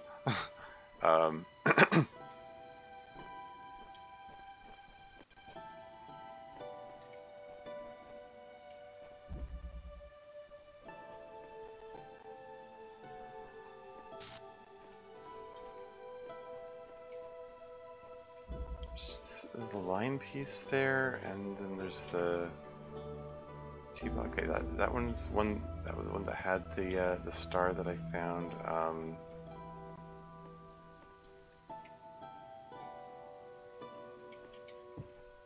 Okay, I'm running in circles. Just screw this. I'm just gonna. I'll worry about the remaining stars another time. Okay, I'm 3.5 hours into the stream. How much longer do I want to go on here? Do I have it in me to do more puzzles? Yeah, I have, maybe, you know, maybe I'll.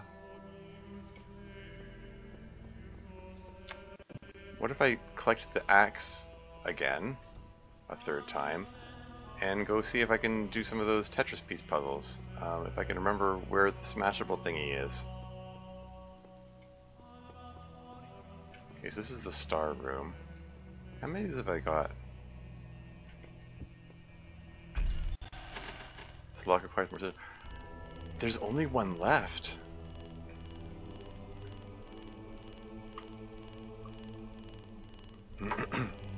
Oh man.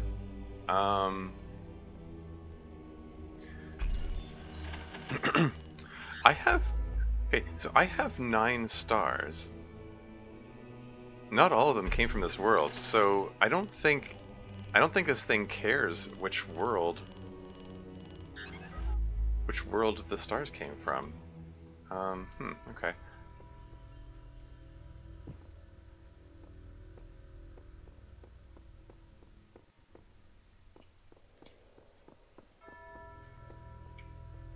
Anyway, yeah, where is that smashable thing? I do recall there was definitely a smashable set of boards or something somewhere around here. That's the way back.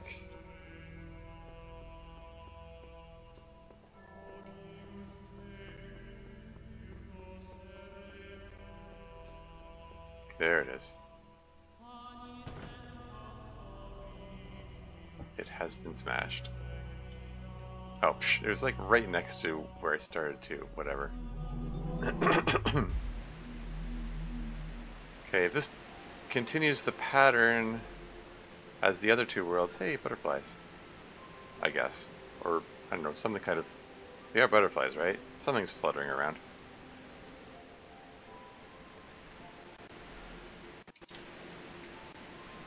These do appear like...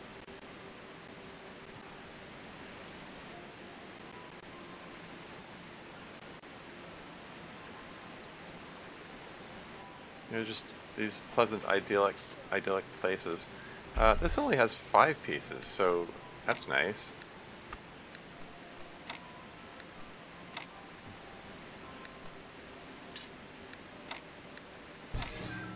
Like, when it's only 5 pieces, it's easy.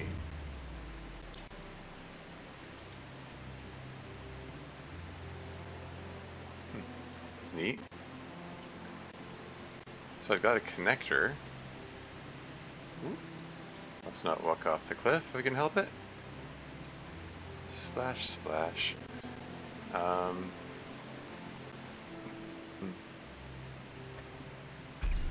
This one also has only 5 pieces.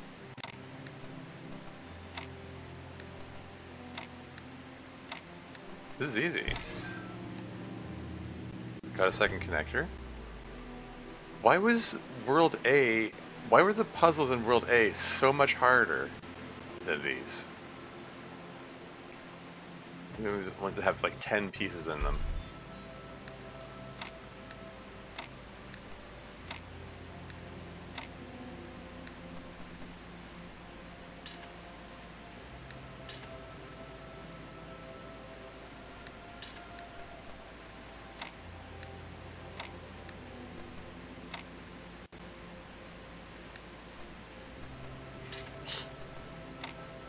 How dare! I guess maybe you can't see it, but how dare you! I take that personally.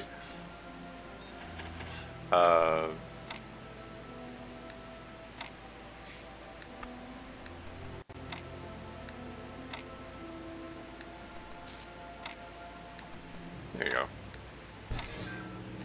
Just got three. Just knocked down 3 of these in quick succession.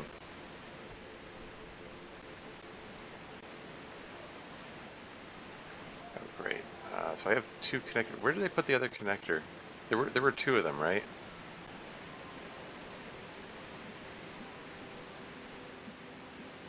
Okay.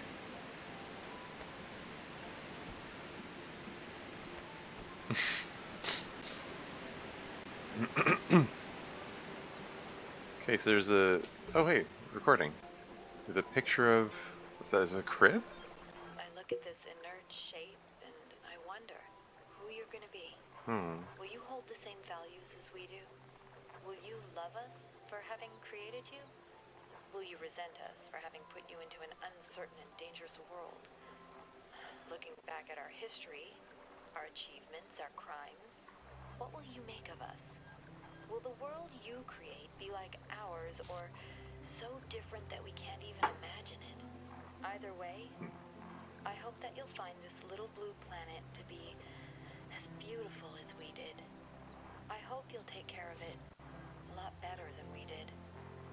And I hope one day you'll look up and reach for the stars. Okay, I mean, the fact that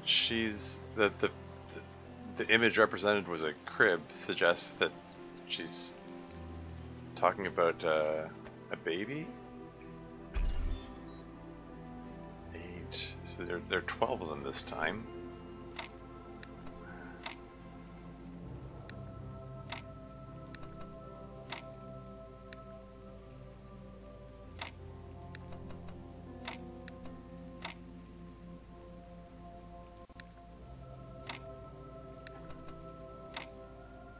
That's no good.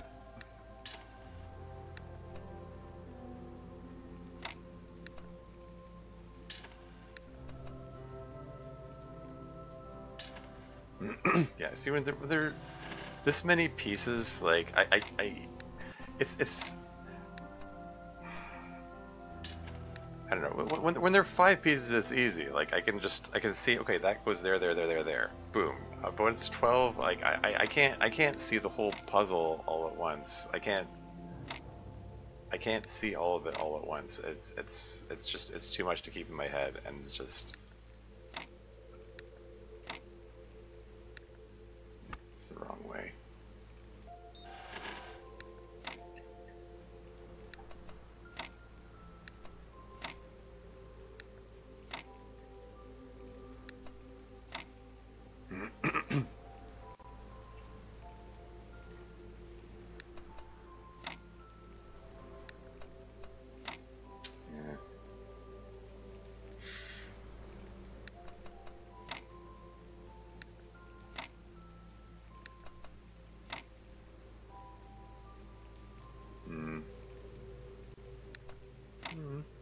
Yeah. Yeah. No. Not again. Needs an L block, and I've got a reverse L block. Okay.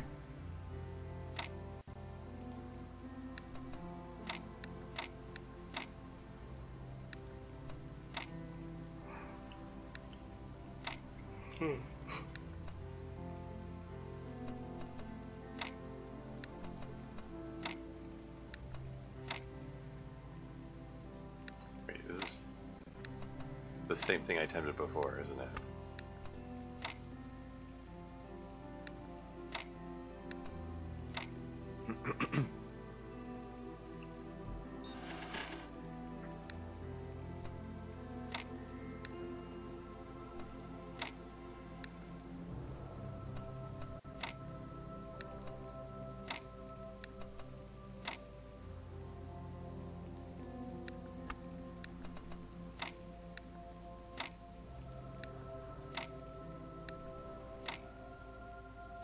Nope. Nope.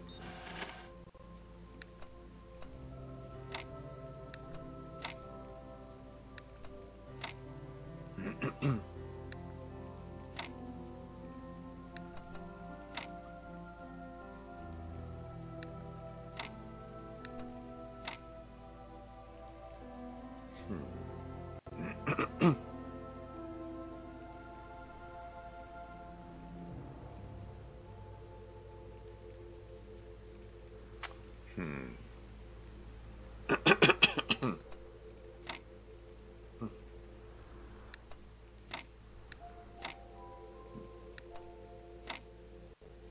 Oh, there you go. Hooray! Now, if this follows the same pattern, hopefully, there are only 4 of those, and that was the 4th one. There's a waterfall. There's a extended path over here. Where does this go?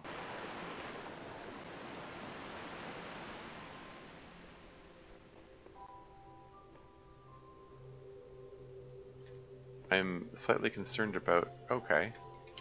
Oh, it's a star. Can I make this jump?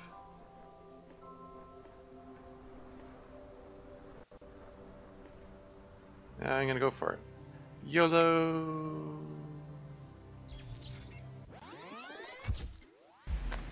Darn it. But there's a star there. There has to be a way to get to it, right?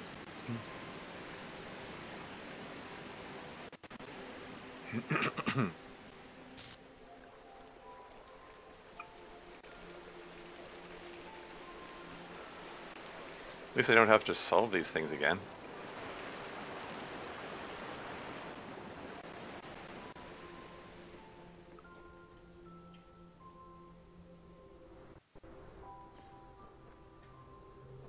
Yeah, like, for whatever reason, like, when I jumped... oh hey, what's this? 2 lovers are separated by the abyss of time and space, yet true love knows no obstacles. Zerial 4, version 48. Okay.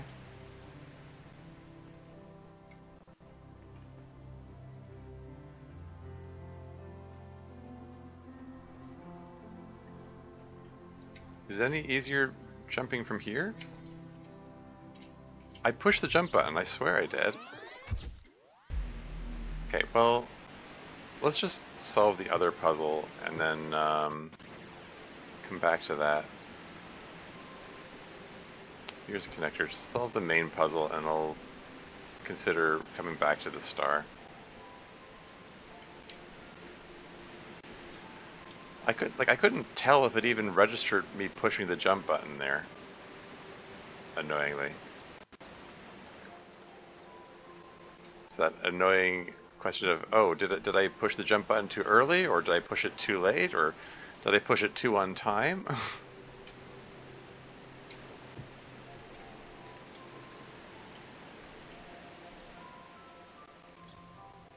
Anyway, blue receiver, red receiver, blue emitter, red emitter. Okay, and they're on the correct sides too, so it's like I don't have to do any clever shenanigans involving that.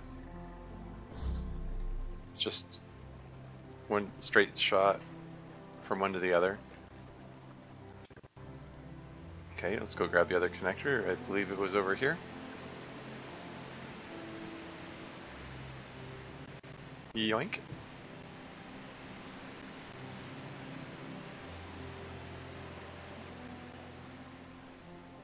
Hua, hua. Connect that to there. Wherever it has line of sight. There you go. And here we are. Looks like there's going to be one more. Oh shoot, it just occurred to me. Yeah, this is not going to be interactable. That's where the messenger is going to interact. But yeah, it just occurred to me in the last run, I did the world beast thing, but I didn't read the plaques at the back here. Merkamik, you have to provide your own answers, but I will help you to see them where I can. I made the Hall of Fame eat it.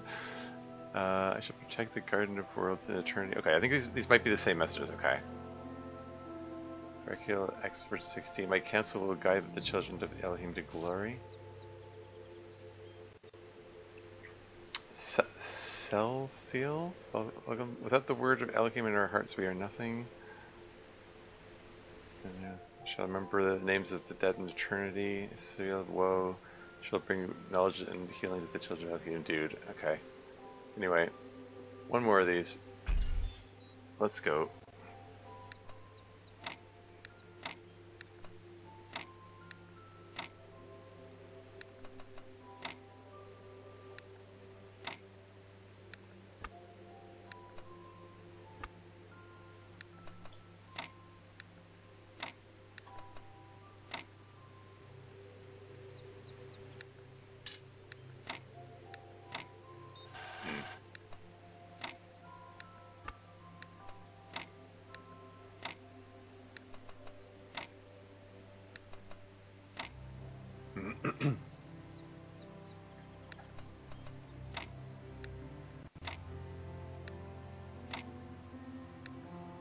Here we go. For a second there, this one would blended in. I couldn't see it for a second. For a split second I was like, am I out of pieces? Like, nope.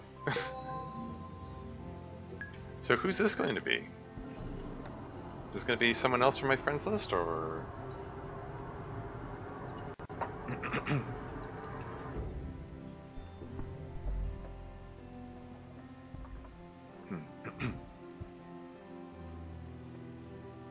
Real V48? Okay, so it's just a rando. Does that mean no one else on my friends list finished this game? Like Mirko Rick and whatever, however you pronounce her name. Anyway, welcome, child. I am one of those who like to remain in the world as a messenger of the hidden words. If you are ever in need, seek us out and cry for help. We will do what we can. Okay, so it's the same message, basically. Uniform B48, etc. Because there's Merkamic and how do you even pronounce that? Sa.e.pip, baby and host, whatever.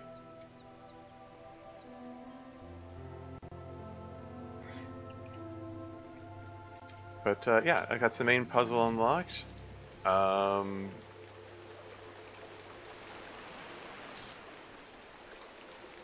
It's just a question of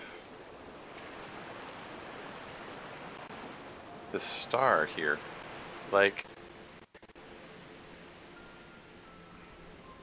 which ledge do I jump from? Like that? Okay, that seems like a fair distance there, but it's higher up. Whereas this is closer, but they're on the same level. So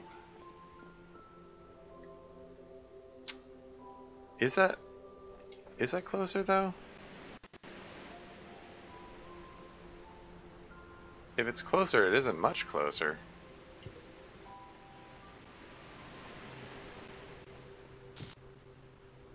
Yeah, I don't know if I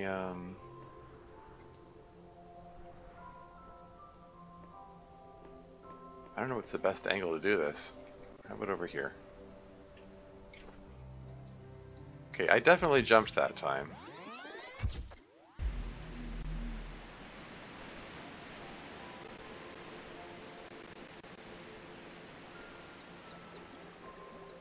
Oh, it reset everything. Or, well, it reset the position of the connectors and such, anyway.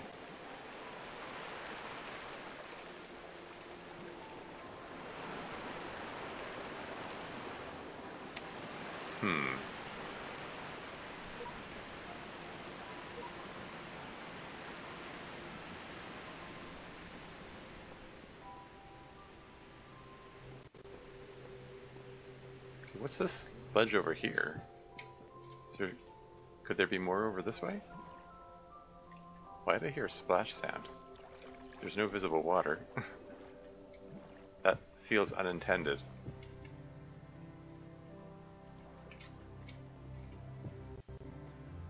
Okay, I was able to jump over that.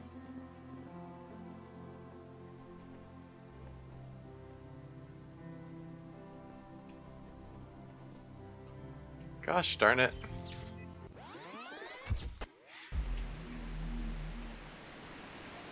Okay, apparently I should have jumped there. I thought I could just walk around that.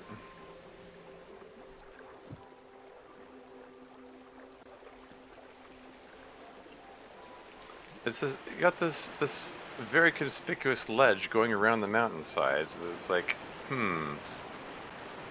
There's got to be something over there. Like, I'm able to basically effortlessly get this far, and then got this splashy spot, but it's almost like it propelled me over that one there.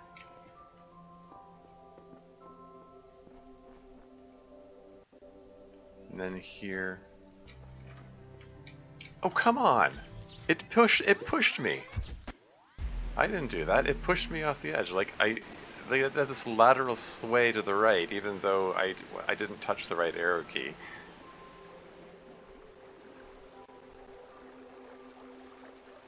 Like, it clearly pushed me off. It might not actually be traversable. I mean, the fact that there was a water splash sound effect when I was standing on a very ordinary looking rock,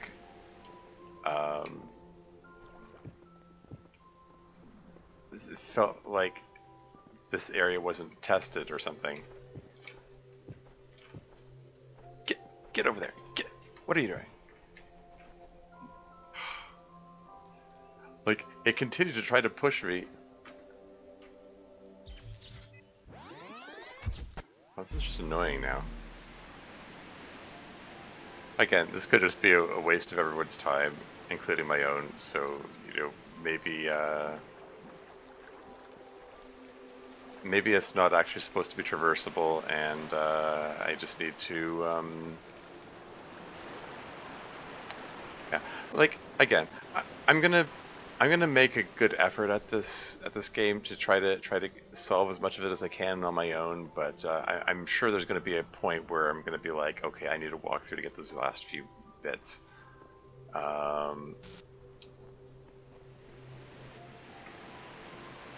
So yeah, was this two lovers separated, etc.?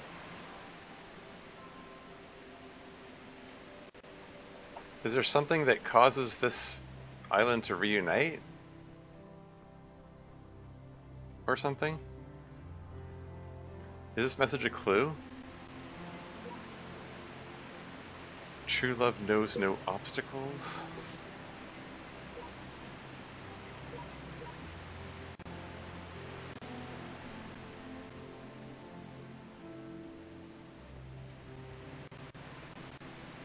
I don't know. I don't know.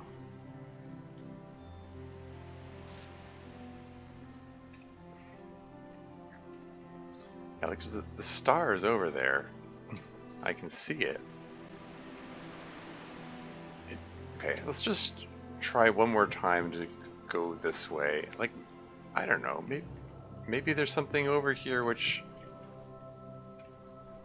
enables you to get over there. Like, going up this side of the rock, it sort of propels me forward over it. And that makes me wonder, like, I don't know, I go back and forth and wondering, is this intentional? Is this where I'm supposed to go or whatever? But this jump here is annoying. Okay, I can't do it by just. Okay, hold on. Can I? I'm just curious. I just want to hit back over. Like, can I change direction midair? Like, if I change.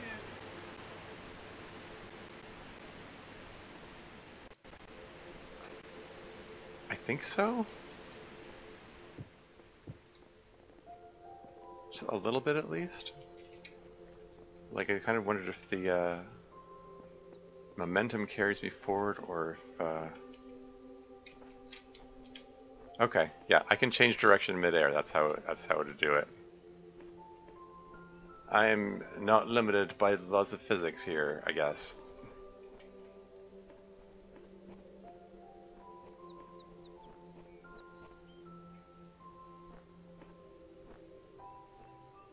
Okay, that looks unintentional.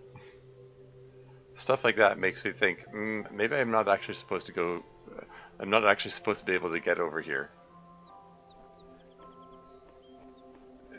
Like, also the floating bits of debris there contribute to that feeling. Maybe Croteam is looking at this and going, oh, We weren't expecting you to do that.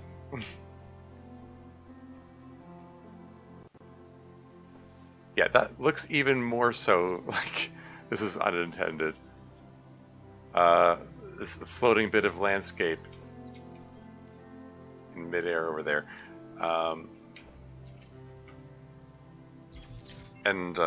Yeah, okay, I don't think that any of that is intentional.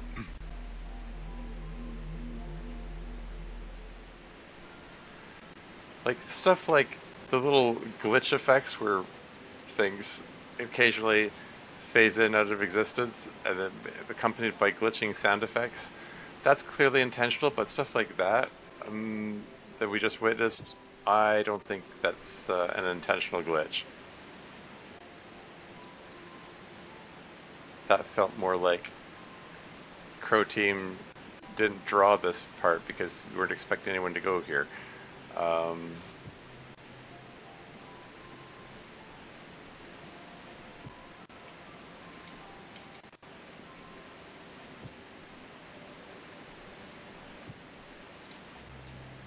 Maybe I can't see where I'm going. This may very well be another example of, like, this is not intended play.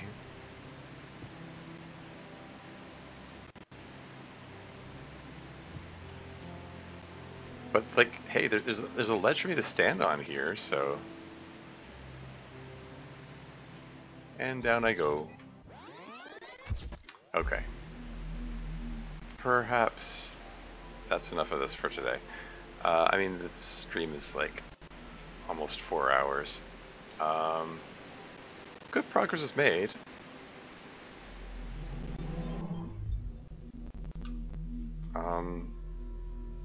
Yeah, I got 9 stars.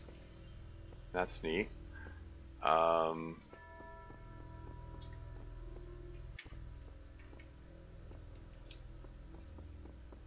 And Caroline, I was here. Welcome to the stream. How's it going? Don't think that was the puzzle. I don't think so either. But it's like, I don't know. Like, it looks like I can go that way. But yeah, there's just section 6 and 7 left. And there's that one piece back in section 1, which I wasn't able to figure out. Might want to come back to that and see if I can do that. But very close to getting all of the, seemingly all of the puzzles in the game, including the 3, like, messenger areas that were only accessible by breaking those boards.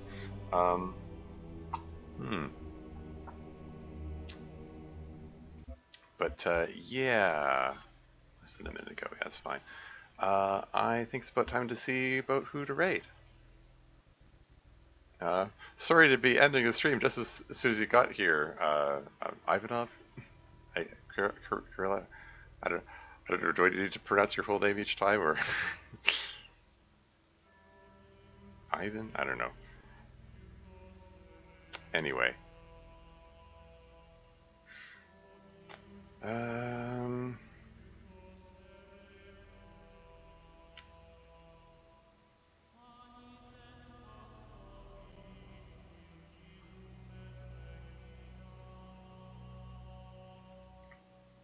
Yeah, I'm thinking just Kirilla? Okay. Yeah, fair enough.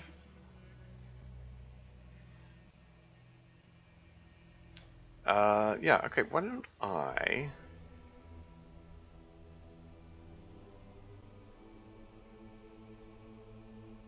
I'm thinking of giving a raid to Liz the Fantastic. She's playing Minecraft right now. Minecraft's not really my thing, but Liz is cool. She's always pleasant.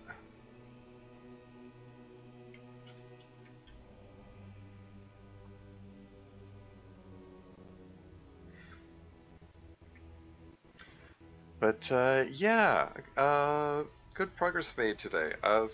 Puzzles they felt challenging. Oh, I have to push the start raid button, don't I? Puzzles felt challenging, but I made progress.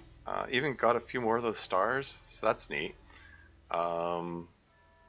Yeah, I'm gonna have to go back to the earlier puzzles and see if I can find more of the stars, I think. But again, that's this kind of thing. Like, it might be something that's better to do off stream, um, rather than having a stream of me just staring at the screen trying to figure this thing out endlessly. Or it might just be worth just looking at a walkthrough. I don't know. But I'm pretty sure I can at the very least, get that 10th star that gets me behind, gives me access to that star door thingy. We'll see. But that's all for now. Until next time.